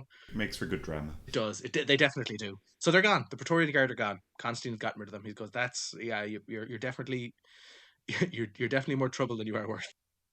So, with all of this happening, meanwhile, Licinius, who's engaged to Constantine's half-sister, now the names aren't very original, Constantina, he was engaged to her in 310, he marries her in 313. And now with this marriage, Licinius believes that he should be heir to the western section of the empire. Not really sure how the sequence of events is meant to go, or succession, because the tetrarchy, of course, has been thrown out the window, but he goes, I should now technically be the heir to the western section of the empire. Licinius shares the east with another co-ruler. This is Maximinus Daza. We're just going to call him Daza for short because there's too many Maxes in this episode. It's implied that each wanted the other gone. They're like, I don't trust you, you don't trust me. We've already seen what happened in the west. This is probably going to happen in the east. We need to be pretty careful. We're going to watch out for each other. Now, in 313 AD, I just want to mention very quickly, there was the Edict of Milan by Constantine and Licinius. Now, kind of an important thing to note. It's going to give legal recognition and status and tolerance to the Christians, and of course they're delighted. This is why the Christians kind of remember Constantine much better than any of the Maxes or any of the Liciniuses. Constantine now he's not officially Christian himself. That's very important. He's not Christian himself. He has a lot of Christians in his entourage. He's a firm believer in the Christian God. The Christian God gets a lot of stuff done for him. And he seems to have this great relationship with them where it's like, well, I ask for things and they happen. It's important to note that he's kind of like the purges and the martyrdoms. That's all very officially over. Now it's a tolerated religion within the empire. That's just important to go down. So Constantine really reveres the Christian God as the God of power and as the God of power. No pagan god that he's ever prayed to or had visions with has ever delivered the kind of luck or results to Constantine. So his relationship with this divine entity is seriously profitable. That Edict of Milan is passed, probably based on, I've had a great relationship with this god and I want to kind of support his followers. He's kind of recognizing, I've gotten a lot from this, you should probably get a lot too. Oh, just important to note as well, the Christian cross, even though it was said they saw it in the sun, this is not a very common Christian symbol because there's kind of an embarrassment associated with the torturous death of a divine entity. It's kind of like we celebrate this god by just showing images of him dead. It is a weird symbol when you think about it.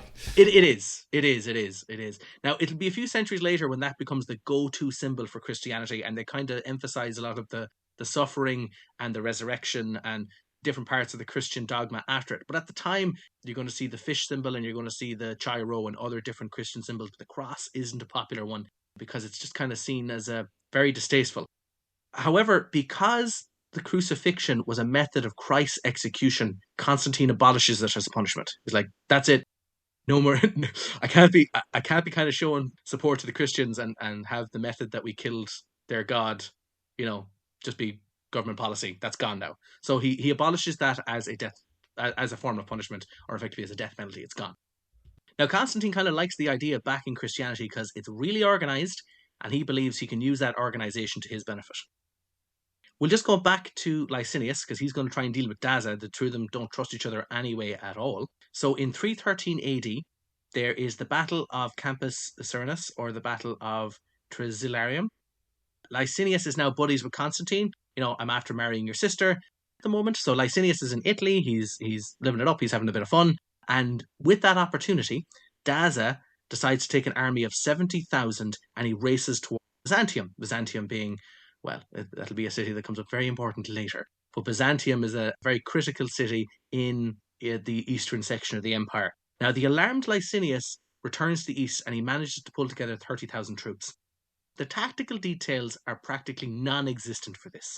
But somehow, seemingly also miraculously, Licinius is outnumbered nearly 3-1 and he defeats Daza's troops.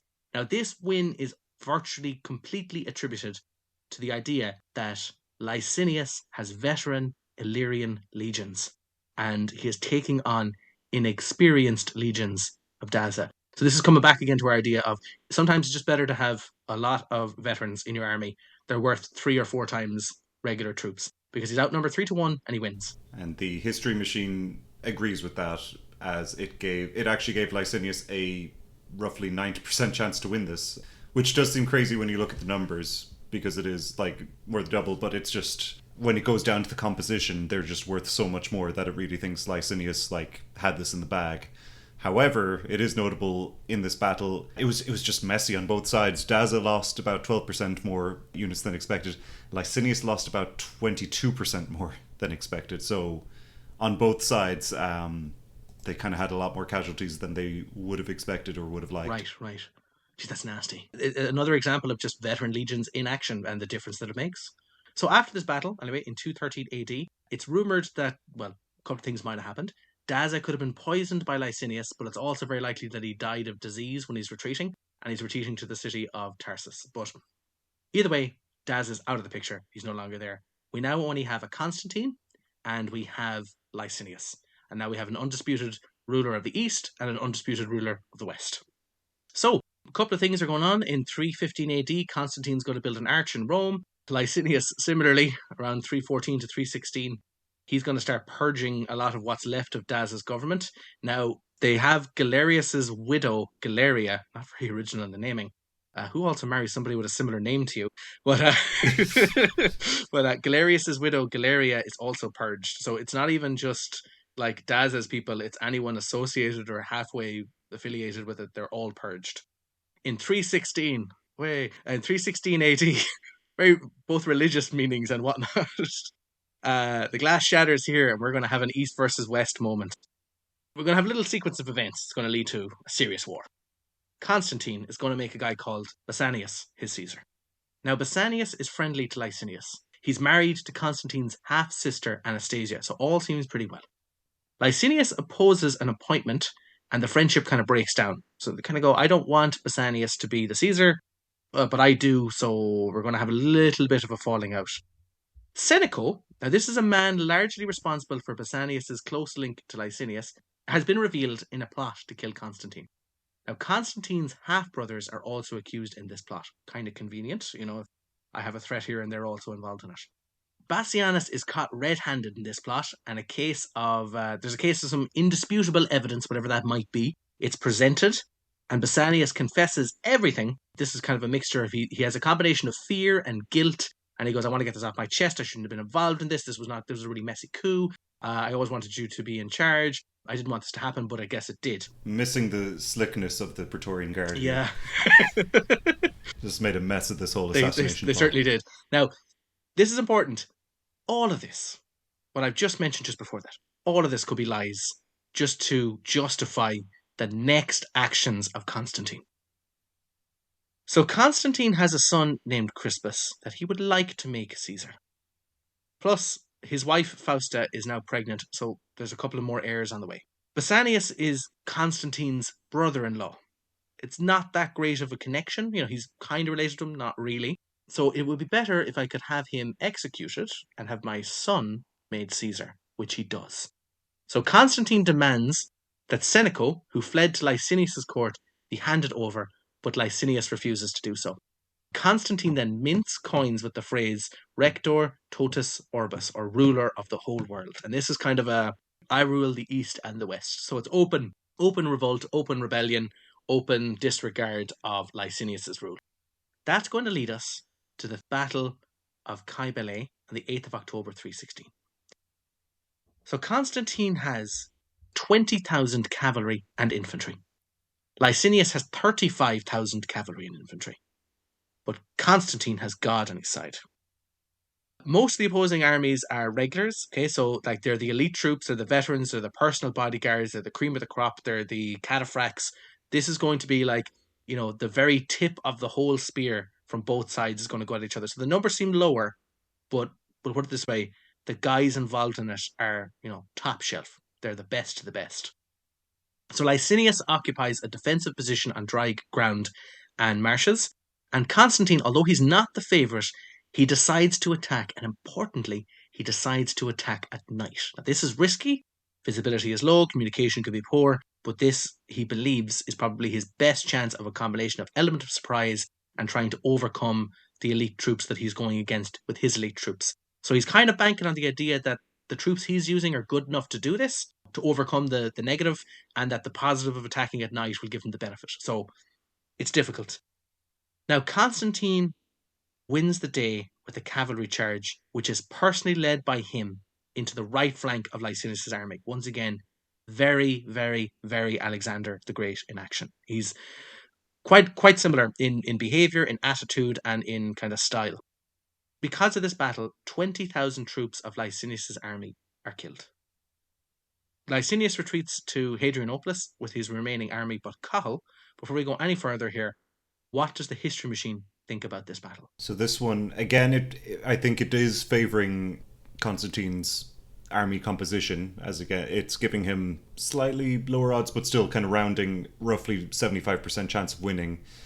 But again, the thing that seems to stand out about Constantine, this is recurring, is casualties dealt out by him. He takes about 12% fewer casualties than expected. He deals out nearly 50% more than expected. Oh, wow. So, okay.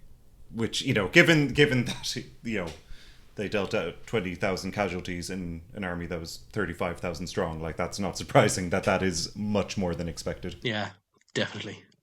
Wow. He's more than a formidable enemy. Licinius retreats to Hadrianopolis with his remaining army. Now, Licinius at this point formally declares that Constantine is deposed, and he appoints Duke Gaius Aurelius Valerius Valens as the new Augustus in your place. So he goes, I don't even recognize your authority. You're not even Augustus anymore, and this fellow with a fabulous name is. Great example of another Roman name, Gaius Aurelius Valerius Valens. But yeah, he's Augustus now. That's the kind of name that the word Duke was invented for, really. Yeah. It's wonderful. Constantine, meanwhile, heads to Philippopolis, which is about 100 miles or 160 kilometers northwest of Hadrianopolis. He's close, but he's not too close. In 317 AD, we're going to have a couple of envoys to negotiate. Licinius has taken a page out of Galerius's book. It's like, now's the time when you're on the back foot to take advantage of this and negotiate it. So he plans to have these envoys negotiate and allow Licinius to move some troops from Asia to Europe. He's trying to buy some time. He goes, if I get them just to distract him for a little bit, I can reinforce and pump up my army here and I have a better chance. Now, the plan does not work. They don't stall Constantine long enough, and they couldn't buy enough time. So Licinius is going to retreat, and it's going to follow up with another Battle of Mardia. Now, effectively, things have broken down. It's not gone well for Licinius, and there's going to be a follow-up crushing, and it's really going to put Licinius on a seriously bad back foot. So, Cathal, what does the history machine think of the Battle of Mardia, where Constantine and Licinius are going to go at it again? So this one, because we didn't have a ton of hard data to go on, we had to do an estimate, kind of based on Constantine's other battles, which means that, again, it is quite similar odds and quite similar results to those. So the history machine stats are all really, really similar to the Battle of Cybele or Sibylle. These now could be a bit different because we don't have as reliable figures on this one, but yeah, I think the overall impression is still accurate that Constantine had a strong army composition and did a lot of damage. And it's kind of surprising that Licinius can keep fielding an army at this point. I know, he's some piece of work, and he's really slippery, and he's able to do it. It's really impressive. But he somehow managed to survive. And in the end, they kind of reconcile. And in 317 AD, Crispus, Constantine Jr., and Licinius, Lysianus, Constantine are made Caesars. So Licinius is able to negotiate. He's able to get this to work. So, it really does work out for him. But Licinius and Constantine are now friends. This is air marks. I want to be sure where everything is all okay now and will never go to war again. So each of them makes their respective sons a Caesar. And Licinius, as a sign of goodwill, adds the suffix Constantine to his son's name. So he goes, just to show how friendly we are and how make sure everything is all above board and will never be in trouble ever again, I'm going to add, as a friendly gesture, the name Constantine to my son's name. While a lot of this is happening, from 318 to 320 AD, the Donatists, they're a particular form of Christianity that is very strong in North Africa. They firmly believe in martyrdom. They're uncompromising. They're really, really stern, and they're not willing to negotiate. So this is going to lead to some problems later. And the Arian Christians are a group that follow a bishop named Arius, and he's much more kind of intelligentsia. He's a lot more, I'm questioning about the Christian dogma. I want to kind of put forward these theological discussions and ideas. And we'll get to it in a little bit. But the two are like oil and water. They just cannot mix. And these are going to be problems later. But it's just important to mention the two of them, because around this time, they're disputing against each other. In 320 AD, Crispus, Constantine's eldest son, has a victory over the Alemanni. So he gets a nice little title there as well, but it's just a good thing to mention that he's still working away and he's still racking up victories. Also in 320 AD, in a slight, Constantine names himself and his son the consuls for the year. So he cuts out Licinius. Now, amazingly, at this age in the Roman Empire, they're still keeping up the pretext of, we still elect consuls every year.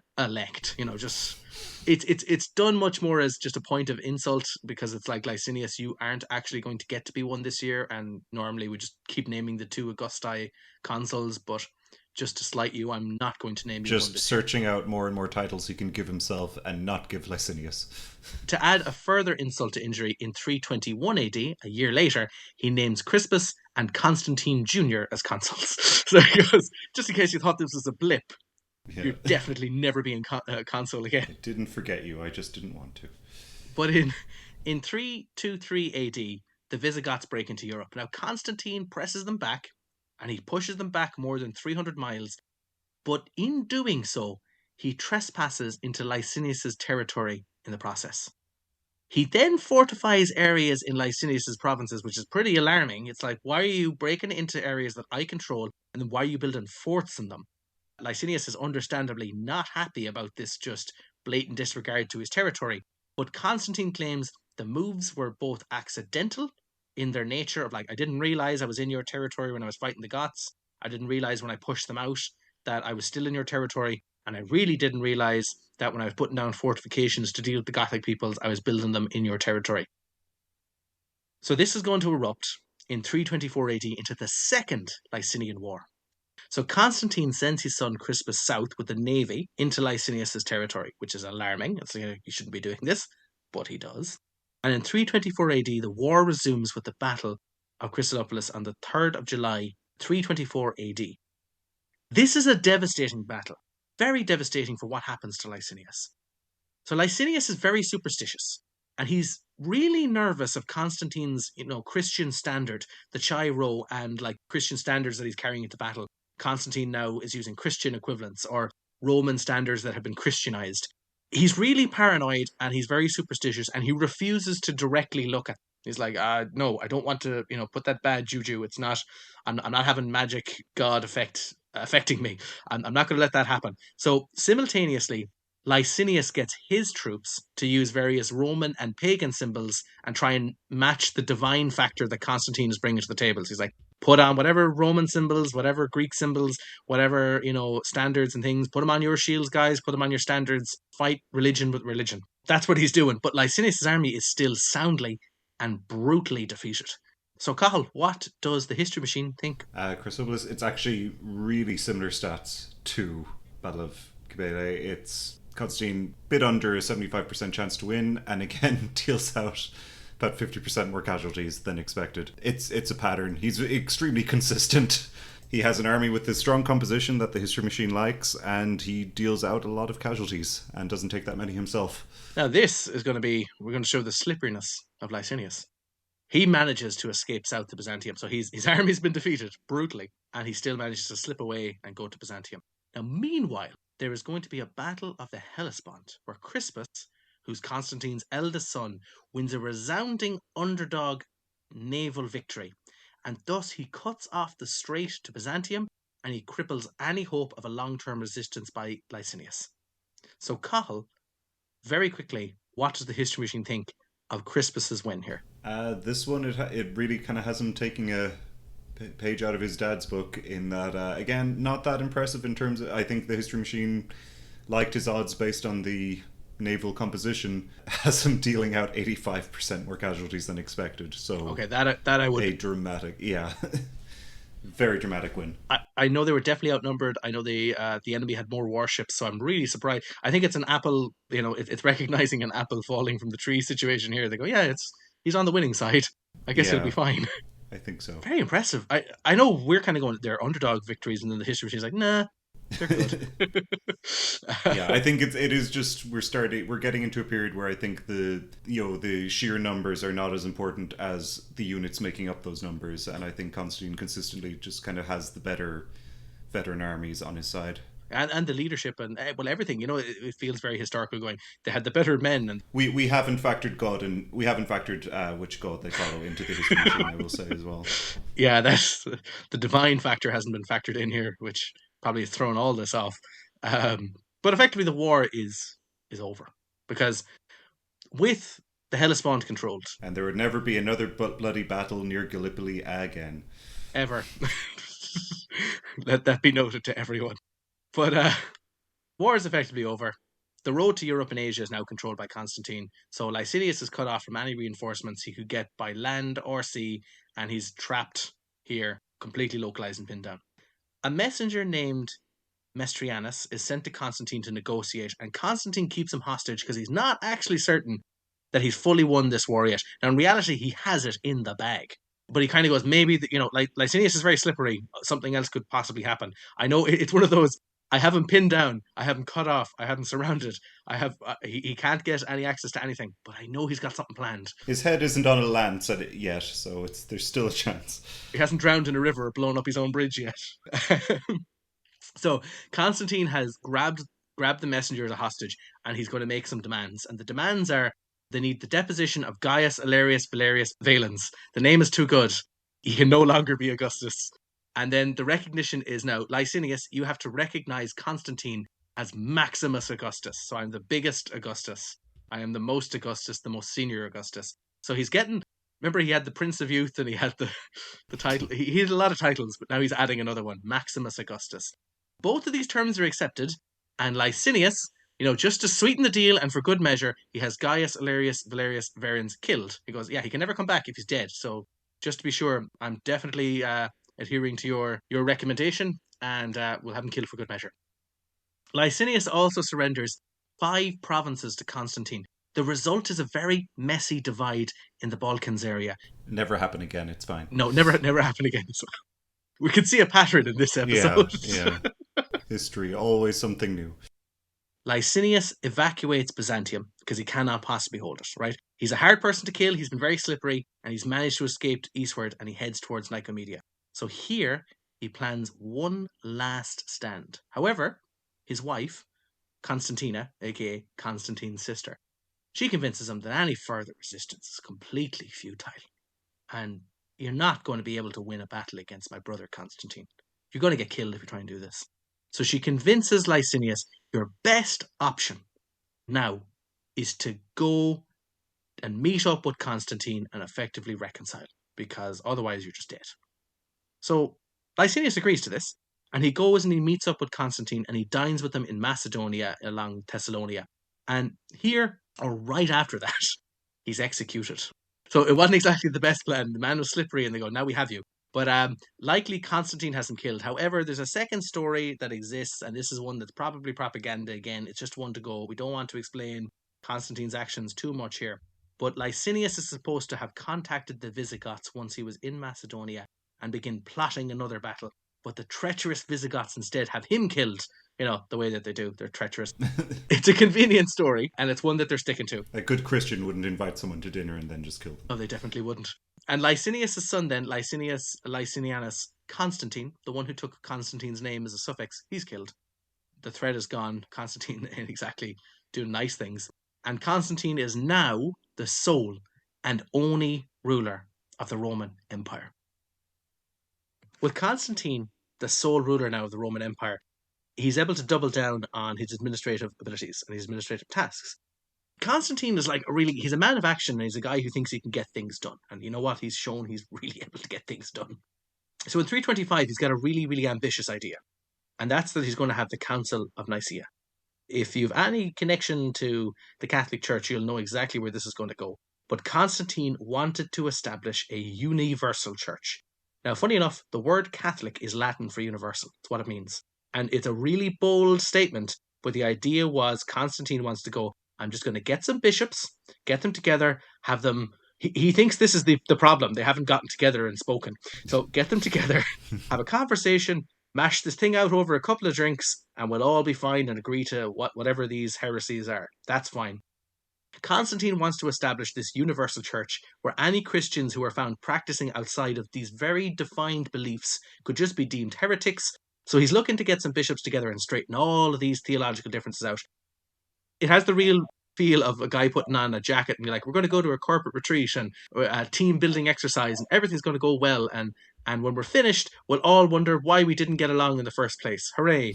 So like many die-hard extremists, Christianity had its splits and its factions, so this isn't going to go too well for Constantine. We kind of hinted at them a little bit earlier, a little bit of small mentioning, but the two biggest ones to be concerned about are the Donatists and the Arians. They have arguments that will prevent Constantine's idea of a unified religion from the empire ever being formed.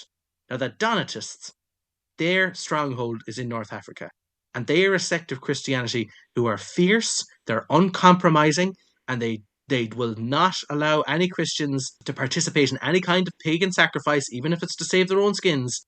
The Donatists are all for martyrdom. They will not compromise. They are inflexible, and they are very, very judgy of anything that they deem that is unorthodox or that is not exactly what they believe. So they're unwilling, they're inflexible, and they are furious that if we go back to the idea of Diocletian you need to make a ritual sacrifice to show that you are still in favor of the Romans by making a sacrifice to the pagan gods. So they thought that any Christian that made that sacrifice was a heretic and should be excommunicated, shouldn't be involved in Christianity at all. Your faith was put to a test and you failed that test.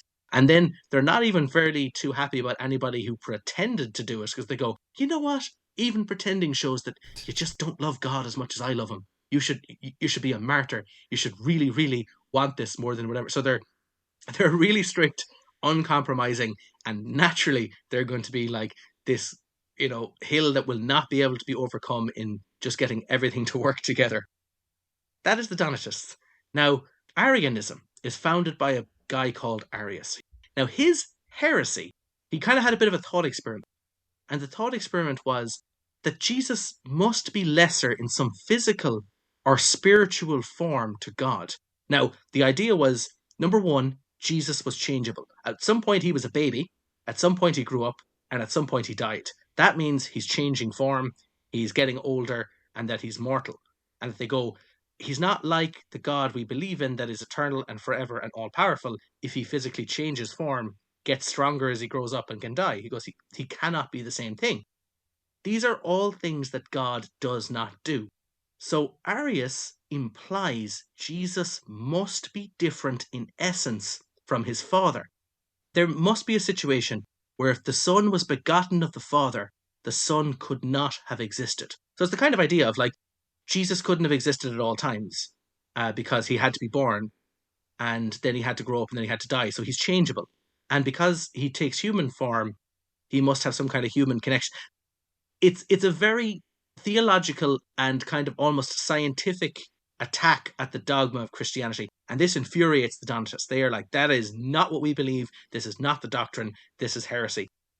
It's very difficult to properly try and overcome it. Now, these issues don't really matter that much to us today. But at the time, it was the fine details on the nature and the form of Christ that was completely paramount for these people. Was it heresy? Was it not heresy? Was it heresy to question the faith? Was it heresy to try and imply something? if you were practicing, but this is an important aspect, if you were practicing something, but practicing it in ignorance, was that still damnation? If Jesus was divine or semi-divine, which do we say he was and why? And as I said, it's not something that affects us directly today, but to them it's everything. And they have to be sure they're about to lay the foundations of whatever the faith is meant to be. And the Donatists are uncooperative and completely uncompromising. And the Arians are all about this idea of, like, we need to be sure what the exact specifications are. So Constantine is completely unaware of this problem, right? He doesn't understand that it's going to have some serious effects on whatever the unity of the church is. But in 323 AD, he's going to tell his contestants just to shut up, become united, and sort this out in Nicaea, and we'll determine what's going on. To put it in a very, I'm going to be labeled as a super heretic for what I'm about to say by the Donatists. But Constantine determined that Jesus had to be effectively the same substance as God. Now, this tells you, like, what they don't know about science. Is he the same thing as God? And then the counter argument is he's like God. So the idea is, if we're kind of say, are God and Jesus both made of steel? And you go, no, a second. God is steel, but Jesus is metallic. That's kind of the pedantic little differences they're talking about. But those pedantic little differences are resulting in heresy and excommunication and these bloody early snowflake Christian bishops not being able to get stuff together. So obviously nothing was able to be worked out. They couldn't agree. Was he one substance? Was he not one substance? There were various excommunications. Arius did not agree to it, so he's excommunicated. Now, long story short, the Nicene Creed that comes from the Catholic belief is the one that they say every time there's a Mass, I believe in one God, the Father, the Almighty, maker of heaven and earth, of all things visible and invisible. They are laying down the laws of what they believe, what they understand, and what they will firmly agree what is the Christian faith. And there's the part where they go, God from God, light from light, true God from true God, begotten, not made, consubstantial with the Father. Through him all things were made for us, and for us salvation had been down from heaven. Part of the Holy Spirit, incarnate of the Virgin Mary, was made man. They're listing off the doctrine, and it's that important part that he's begotten. Not We're both lapsed Catholic. You have much better Catholic memory than that. But it's this doctrine that the idea is, like, they're very important. You want to go, hey, he's begotten, not made. He's consubstantial with the Father. That's the important part. So they're listing this literal what spiritual or physical things is Jesus made out of. And as I said, really messy. Now, I'm just going to put another side note. There were lots of different breakaways of Christianity. Some of them believed like Jesus was semi-divine, almost like a Hercules kind of thing of he's part divine. Some believed he's completely of God. Others believed that he's exactly the same person. Some believed that he's a breakaway part. Others believed that he took a separate form, died, and then became God again. So there's all of these different breakaway ideas and philosophies and theological discussions. And this is the madness that Constantine just kind of goes, one little corporate retreat is going to fix it all. And it doesn't. But it's going to result in some excommunications. But the overall outcome is there is the Nicene Creed, and there is going to be some kind of agreement to make a Catholic or universal church. And it becomes probably this wall it becomes this task that's never actually fully completed. It never quite works. So it's really important, because this is one of the big things Constantine's remembered for. He's going to bring Christianity, and he's trying to make it unite. He's trying to get it to work together. And these Christians are extreme in their beliefs. They are martyrs. They are diehards. Some of them are staunch conservative beliefs that were inflexible and unchangeable. And others are trying to fine-pick the details and almost test the philosophies and the theology and make sure, what exactly are we following? And it's such a messy situation that Constantine was way over his head trying to go, I'm going to have a theological debate with these guys and all they do is theology. It just didn't work. It's really important to mention because it's what he's remembered for. It's in his peace and downtime, he's able to this is what he's going to go ahead with. The unifying, cohesive, super Christian group that he was trying to incorporate into the empire. He realizes they're not as unified and they're not as cohesive as he thinks he is. That their incredible ability to stick together and be driven and focused is equal as their ability to drive themselves apart. So he can't utilize that energy that the Christians are bringing to the table effectively, but he's still trying to utilize it. Anyway, we're going to move on with Constantine because we're in the peacetime, and it's going to get messy in the peacetime. Now, Constantine is responsible for a lot of murders of people that he would have called friends.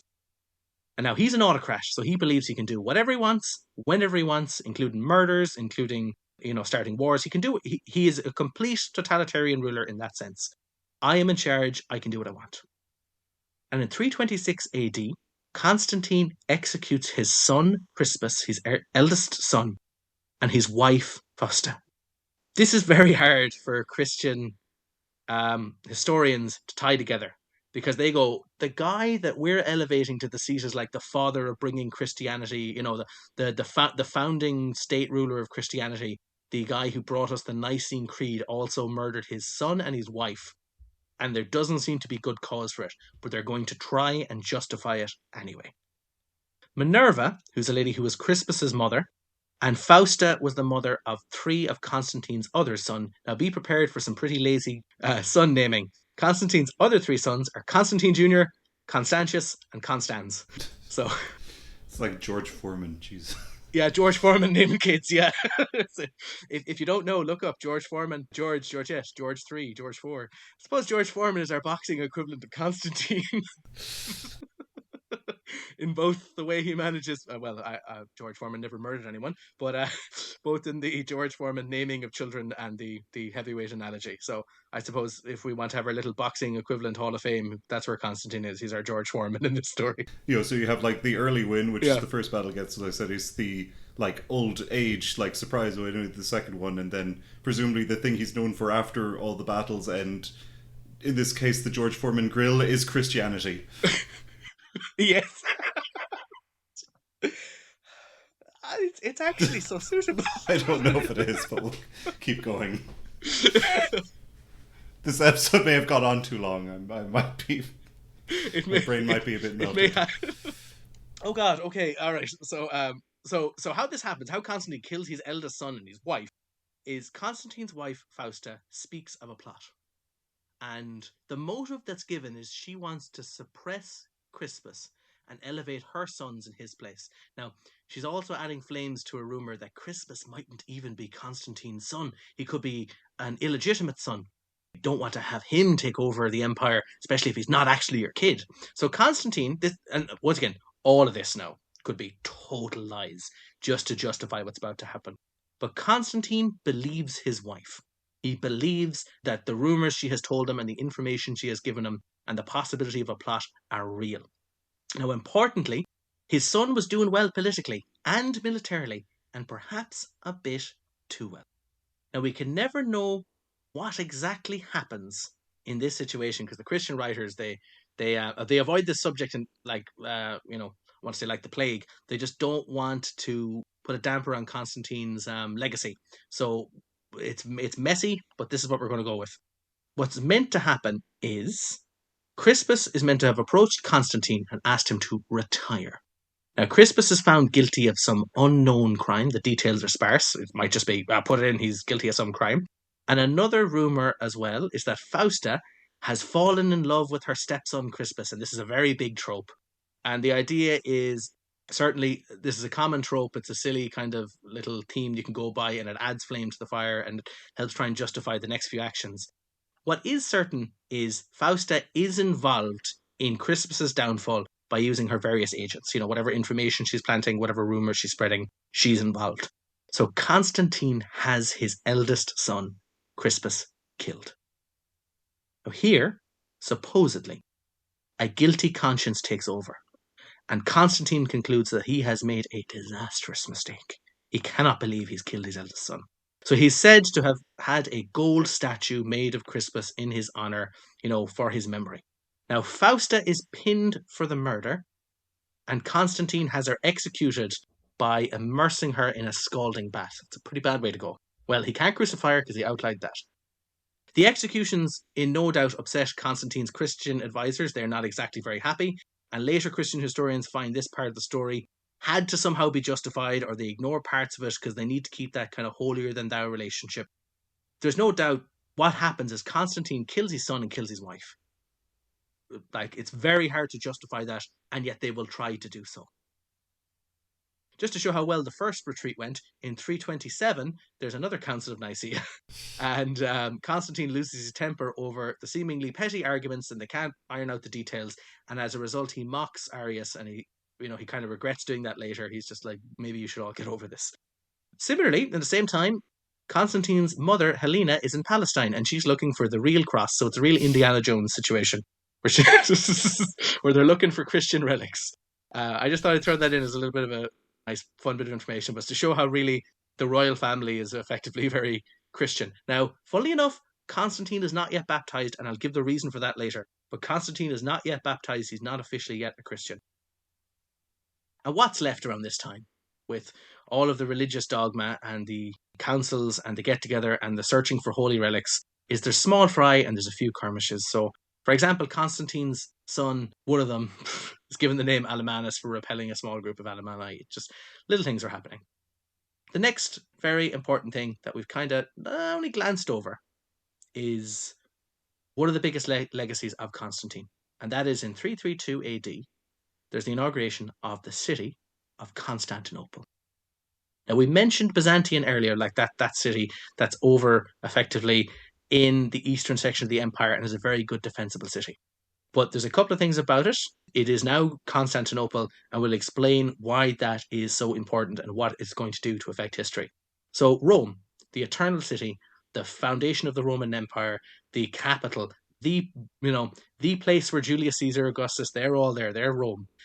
That is just too far from the borders of conflict. The empire expanded, that's the center point. It's not a great place to rule. Rome is nowhere near the theatres of war, and it's way too far away from kind of proper trade routes. So there is a better suited city, and that better suited city is the city of Byzantium, which is near the theatres of war and is simultaneously a bottleneck for transport and trade. The recent emperors of the empire, they all avoided Rome for various reasons, and they made other cities their sitting capital. So Diocletian used Nicaea, for example, for his capital. But all of them, because they're on campaign, they're going places, they don't have time to return to Rome. They go, well, my most of my issues are here, so that's where I settle, and where I settle is where the capital is. Constantine's greatest victory was over Licinius at Byzantium. So establishing a city there would be a very conqueror thing to do. Reference Alexander and every Alexandria ever. Constantinople is inaugurated in 326 AD from the city that was previously known as Byzantium. The city has a magnificent harbour named the Golden Horn, and it's suitable for both trade and defence. It's like a bottleneck of transport and movement, so it's accessible to Asia, Europe, and Egypt, the most important parts of the empire. Constantine then decides this area that he is now establishing as his city, he will quadruple the size of it. Initially, the city is a bit artificial, kind of little bit feel of a folly. It's got a lot of temporary buildings. They're erected. It's given its own farm. It's given its own senate. It's given its own grain dole. It's anything to kind of go, we're going to build this fantastic city and people will come to it. They don't really come to it. They will later, because the population during Constantine's life never exceeds 50,000 people. Quite like a lot of like modern new capitals that get set up for usually dictators.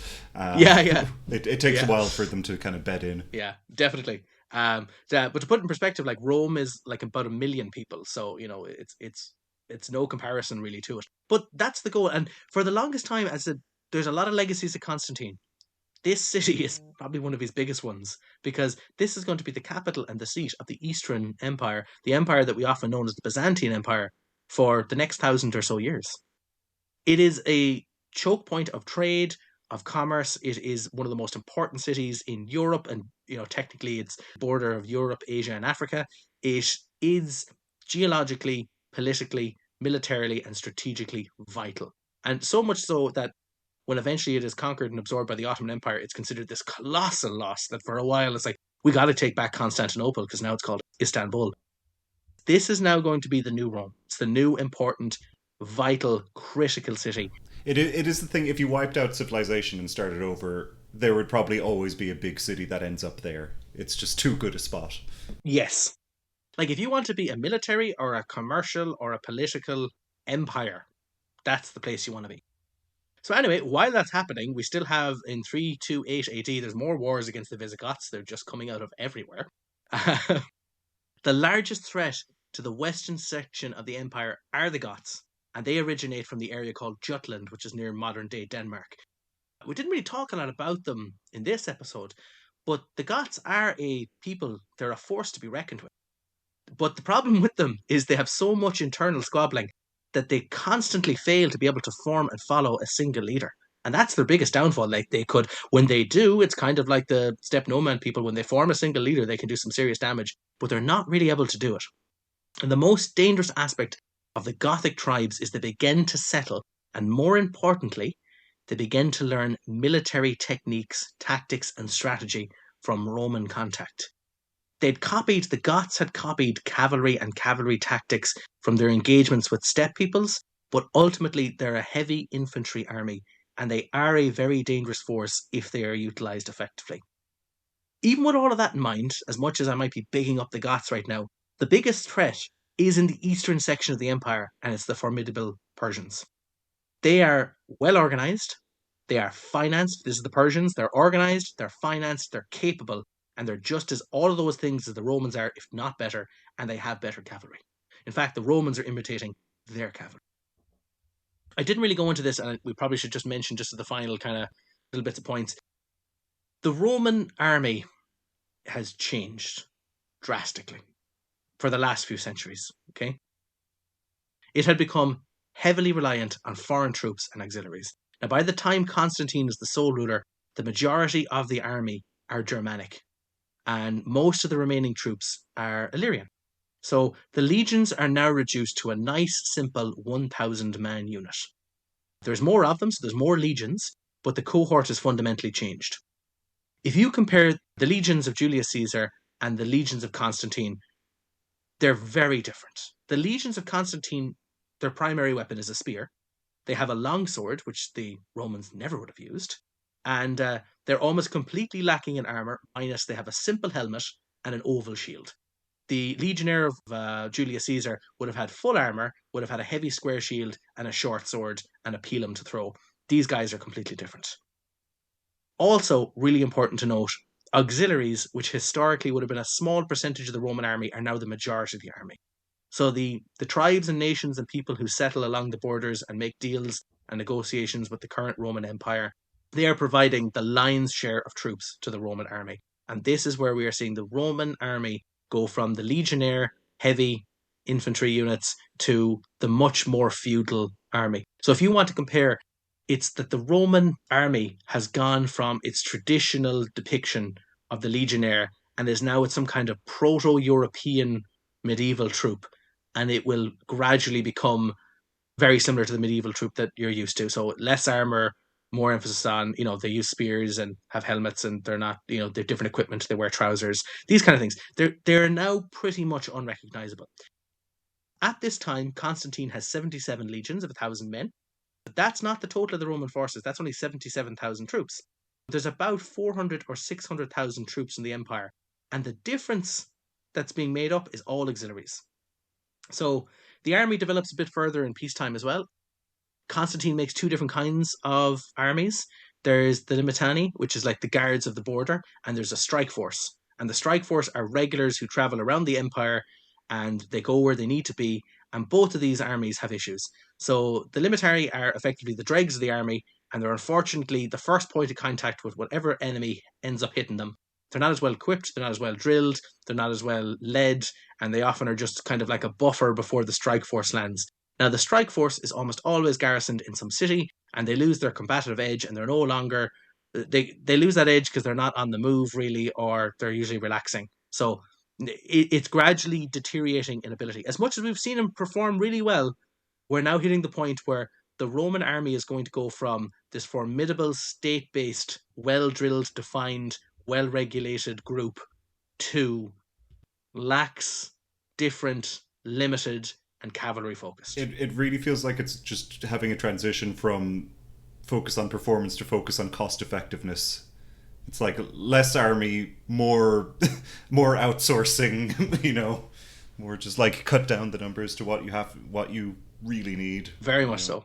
But at the same time, we have to remember that the crisis of the 3rd century is pretty much caused by their wages. So, it is understandable. The cost effectiveness is probably the best way to go. Yeah, definitely. So then again, 332 AD, there's more war against the Visigoths. It's just what's going on. Now, the main area of contention for the Romans is still in the east, particularly in Armenia. Now, Armenia is interesting. because it's the general fighting ground for the Romans and the Persians. They're often squabbling over who the Armenians are aligned to and why. So Constantine, in 332 AD, sends a letter to Shapur II to inform him that, hey, I'm ready for war and I'm willing to go if the Persians should try anything. Just to let you all know. Another small note is in 334 AD, there's another war against the Sarmatians, which were a steppe people. And I say this so casually and so just the kind of, oh, whatever, that happens. This is kind of still the remnants of the 3rd and 4th century. There's still just, we have a little problem there and that happens. And no one has really recorded much about it, but it's just fun to mention. It's like, oh, God. But in 334 AD, after the Sarmatians, Shapur II invades Armenia. Now, Constantine was very, very eager for war. And there is a good justification for him to kind of go, I found my excuses, I found my reasons, Shapur invaded. And also, and this is a funny little anecdote, at this time, a fellow Metrodotus had visited Indi, which is modern-day India. And he was gifted by a ruler in India to bring to Constantine these tokens and gifts. And it was like, ivory and diamonds and gems and various very expensive tokens and gifts.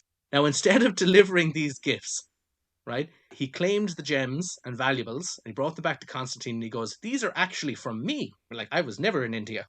I want to take all the credit for this work and claim all of this was mine. But just to let you know, I actually had way more gifts for you, but while I was coming back, the Persians stole it. So Constantine contacts the Persians and he goes, hey, you owe me a lot of money because you stole some stuff from a friend of mine who was giving me tribute and you should return that to me. Now, the Persians rightfully claim we have absolutely no idea what you were talking about and you need to slow your roll. But Constantine decides he's going to declare war. History is so stupid. It is so stupid. Also, you have the pretense of, this guy who is really embracing Christianity, and now Persia has embraced pretty much the only other Christian country, as maybe there are others. That's like, I just know Armenia was like the first kingdom to declare itself Christian. They're getting invaded, but the real pretense is like, this guy said you stole my stuff. And I believe him. Yeah. Because he's my friend. This is the more important casus belli, is I want those gems. Yeah.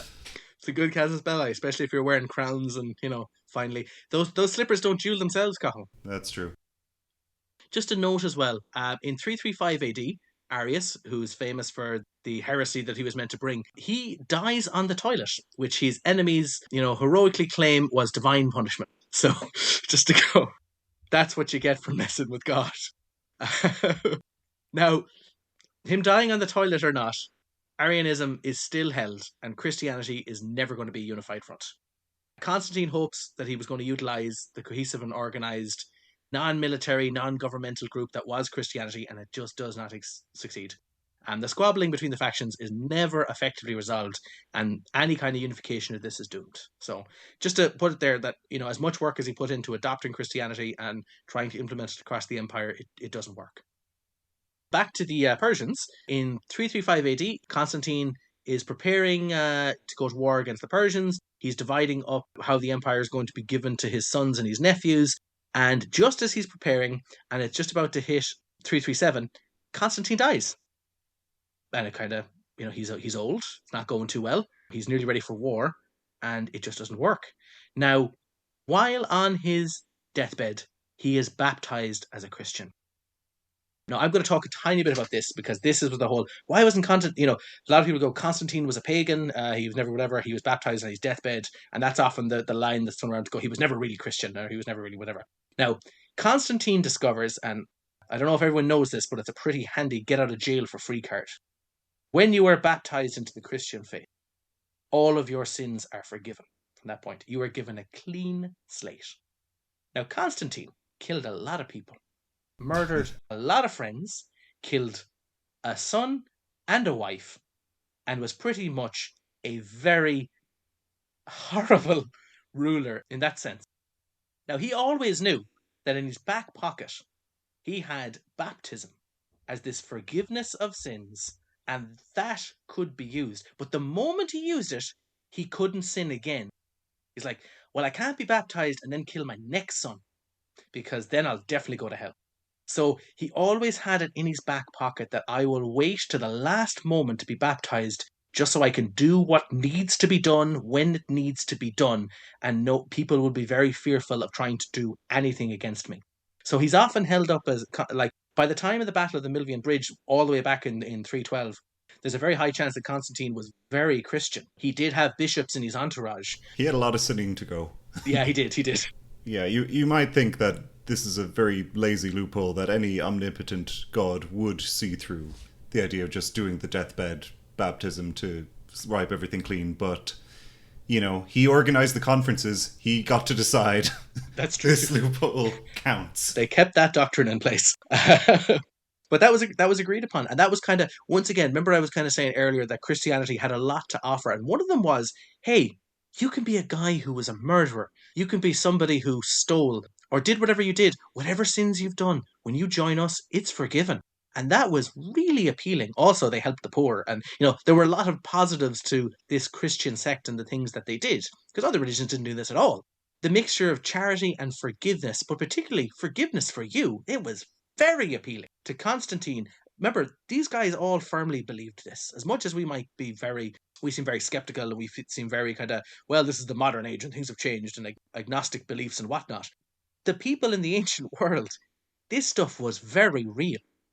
And the idea of being told that you do have a get out of jail for free card, or you do have a get out of hell for free card, and you can cash that in, but once you cash it in, you can't do anything bad again. Constantine decides, I will use that right on my deathbed, and then as long as I don't commit any more sins, I literally have a clean slate. So that's what he does. So he's died. Now, not to be outdone, he still is a Roman emperor. He's going to be buried in the Church of the Holy Apostles in Constantinople, and he is surrounded by relics from the 12 apostles. So he's not quite Jesus, but he goes, I'm possibly an apostle, or at least up there. I'm surrounded by Christian iconography. In a sense, as much as you might go, he wasn't Christian, he kind of was. So that's just the way it goes. But that is it. That is the end of Constantine. That is the last piece of it. And I think that's kind of the wrap up and the end of our episode. We did want to go through it and break through it and go through the bits and pieces of information. And, his sons are going to take over. It's going to get a lot more messy. We might come back to this at a later date. I know there's a lot in this. But we kind of had to cover him. He was too big, too important of a figure at this time to just not talk about. I suppose, Cathal, we've had a lot here. We've moved on from Aurelian. We want to see what the next generation is like. So, Cathal, let's do our typical countdown, and we will start at number 5. So number 5, with 2 battles, 0 wins, we have Pomponius. Not very well received by the history machine. Wins over expectation of minus 0.24. Casualties sustained above expectation of 29%. Ooh, nasty. And casualties dealt above expectation of minus 11%. So just bad all around.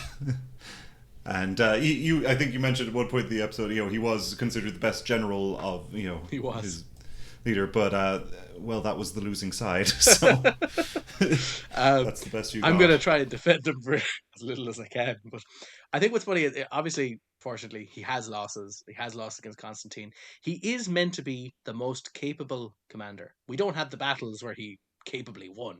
And like that, as you said, he was Max Jr.'s capable Praetorian Guard member who was the competent but trustworthy general who was meant to be able to go, I'll send you north, the most competent man in my army, to take care of this problem. He doesn't, and he's the losing side. But I think it's funny that, we're going to have people who rank higher than him that probably shouldn't. But it's really unfortunate that history remembers the winners. It often takes a big smash of the losers. I've said before, Julius Caesar is one of the best ranked people in our database. He was one of the best at recording his wins and making sure everyone heard about them. That's usually, that's the way it goes. The history remembers you if you remember to write history. So yeah, I think he's probably unjustifiably at number 5, but that's where we got him at the moment, and that's what we have. And unfortunately, history is going to, the history machine is going to remember him as that way. So coming in at number 4. At number 4, we have Licinius. 6 battles, only 1 win, minus 0.18 wins over expectation. Casualties sustained because of all those multiple ones against Constantine. It's about 40% casualties sustained more than expected. Casualties dealt roughly to expectation. Okay. Yeah, he started well, he had 1 win, and he must have been doing something right to be able to keep battling despite losing again and again in these really bloody battles. So there was something there, but like, yeah, I think he just came up against someone who's better, basically. Yeah, that's fair. And maybe he should have given up sooner. Who knows? Yeah. Well, it's, you work with the hand you're dealt. But Yeah. well, what's mad is he kept surviving. Like I find that as the slipperiest of the slippery. That you're like, well, you've been defeated. Oh, okay, then I'm just gonna slip away. Defeated again. Yeah. Well, I'll slip away one more time. He was only caught when Constantine's sister said, "You know what? Talk to my brother. Try and settle things that way." Goes, okay. It's like, well, I guess you're dead now. He was just so good at retreating. So, Licinius, it's unfortunate for him. He's probably the stickiest general we've had. He just stuck around for quite a long time. So coming in at number 3. Number 3, we have Galerius. 2 battles, 1 win. Ooh, okay. Wins over expectation is minus 0.09, so close to average. Casualties sustained, 4% more than expected. Again, like close to the expectation. Casualties dealt is actually huge. It was about almost 60% more than expected. Oh, wow, okay. Now, it's a small sample size, so Yeah. one crazy battle kind of outweighs that. But like, yeah, I think overall the History Machine thing is he's beatable, but you don't want to be up against him because you're probably going to lose a lot of resources in the process. Yes. Okay. Well, that's fair. I suppose that's one of the outcomes of it. Galerius is doing pretty well. He was the senior Augusti, so he eventually was the senior Augusti. He was made an Augustus by Diocletian, so that's probably a good sign. He must be capable. So coming in at number 2. Number 2, we have Constantius Chlorus. Ooh. 2 battles, 2 wins. Wins over expectation is actually close to 0. So like, he won both his battles, but he was kind of expected to. They weren't major one. It was kind of the smaller scale things. Casualties sustained again is like roughly equal. Casualties dealt, so like father like son, is about 50% over expectation. I suppose Apple. Well, he's the example of we kind of hinted a tiny bit at it with the barracks commanders, but the idea he is a perfect example of meritocracy. He's a guy who his dad was a sheep herder, his mother was a freedman's daughter. In almost any other time in Roman history, he never would have rose to the rank that he was going to rise to. But with his ability and his intelligence and his blue collar work ethic, he was able to get all the way to the top, and that has to account for something. I know there are examples in history where you go meritocracy. Meritocracy really works. Like, it turns out that if you promote people by merit and by ability, you tend to get better people and better commanders and better armies. But it's just shown that it's meritocracy works. And having this capable and competent person in charge definitely delivers the results that you want to deliver. And that it shouldn't be unexpected. If somebody works all the way up from the very bottom to the very top, you go, well, they got to be there for a reason. With all that aside, we're going to totally bypass meritocracy and I imagine go to number 1, who's just the son of this guy. But number 1, Cathal. So number 1, unsurprisingly, the person we did the episode about, Constantine. 10 battles, 10 wins in the database. Nice. 0.21 wins over expectation, which isn't the highest, but it's very good, and it's like to do that across 10 battles is extremely good because it shows consistency. Similarly, casualties dealt over expectation is a huge 47%. And considering that's the average over 10 battles, like sometimes you get people who might have 2 battles and they've won crazy one that was incredibly bloody, and that ups their average. Constantine was just up there. That was his average, was that he would just wreck the enemy army. Now, perhaps as well, we do have a certain amount of bias, like historians are friendly to him, and if he was wrecking armies that much, it is kind of surprising Licinius kept going as long as he did, so you do have questions there, but it from the data we have anyway, he you would not want to go up against him. No. In terms of the overall, across all our generals with 3 or more battles, he's ranked 33rd, which puts him, top quarter in terms of wins over expectation. His casualties suffered and casualties dealt both then put him into the top 12. Okay. And as well, just like, so many of these, they are influenced by just not having, that many battles. So you can have like one battle totally skew the numbers. Constantine is also our 5th all time for number of battles. So I think he's one of the few generals that we know we have some mitigation of some of the outlier results. Like we actually have enough data points to make a reasonable judgment of him. That's fantastic. It's great to see the different ideas that he's in. The various percentiles. He's not, obviously, from what we've seen here. He's not the cream of the crop, but he's up there. But he's consistent. But his numbers are high. So it's interesting. And again, the wins over expectation. It's lower than others, probably just because he came in with a good army. He didn't put himself into the position where he was a massive underdog very often, or at all, really. Which, you could argue that that's probably the better thing than being someone with really high win over expectation, because you're not taking stupid risks. I get you. This is a long episode, from the death of Aurelian to that weird, small, rapid, placement of emperors until we get Diocletian, who tries to fix the economy, and then we move on to the tetrarchy and the chaos that involves. Ultimately, we look at this episode, the reason it's covered, the reason so much is written about this guy, the reason he's in the top percentile of battles recorded, even though he wasn't recording them himself, is he is responsible for one of the most important changes to Europe. And that change is the introduction, or at least the formal kind of recognition, and then, trying to make a universal Catholic Church in the area. It's his introduction to Christianity. And everything, it was like, as we mentioned earlier, the Battle of Hastings is important because that ends up making an England, and that ends up making a British Empire, and they end up conquering a certain amount of the world, and everything can be attributed back to a battle in 1066. Yeah. It's a tiny, tiny little battle, but the ripples go out far. Yeah, the ripples do. They exceed very far, and they affect everything.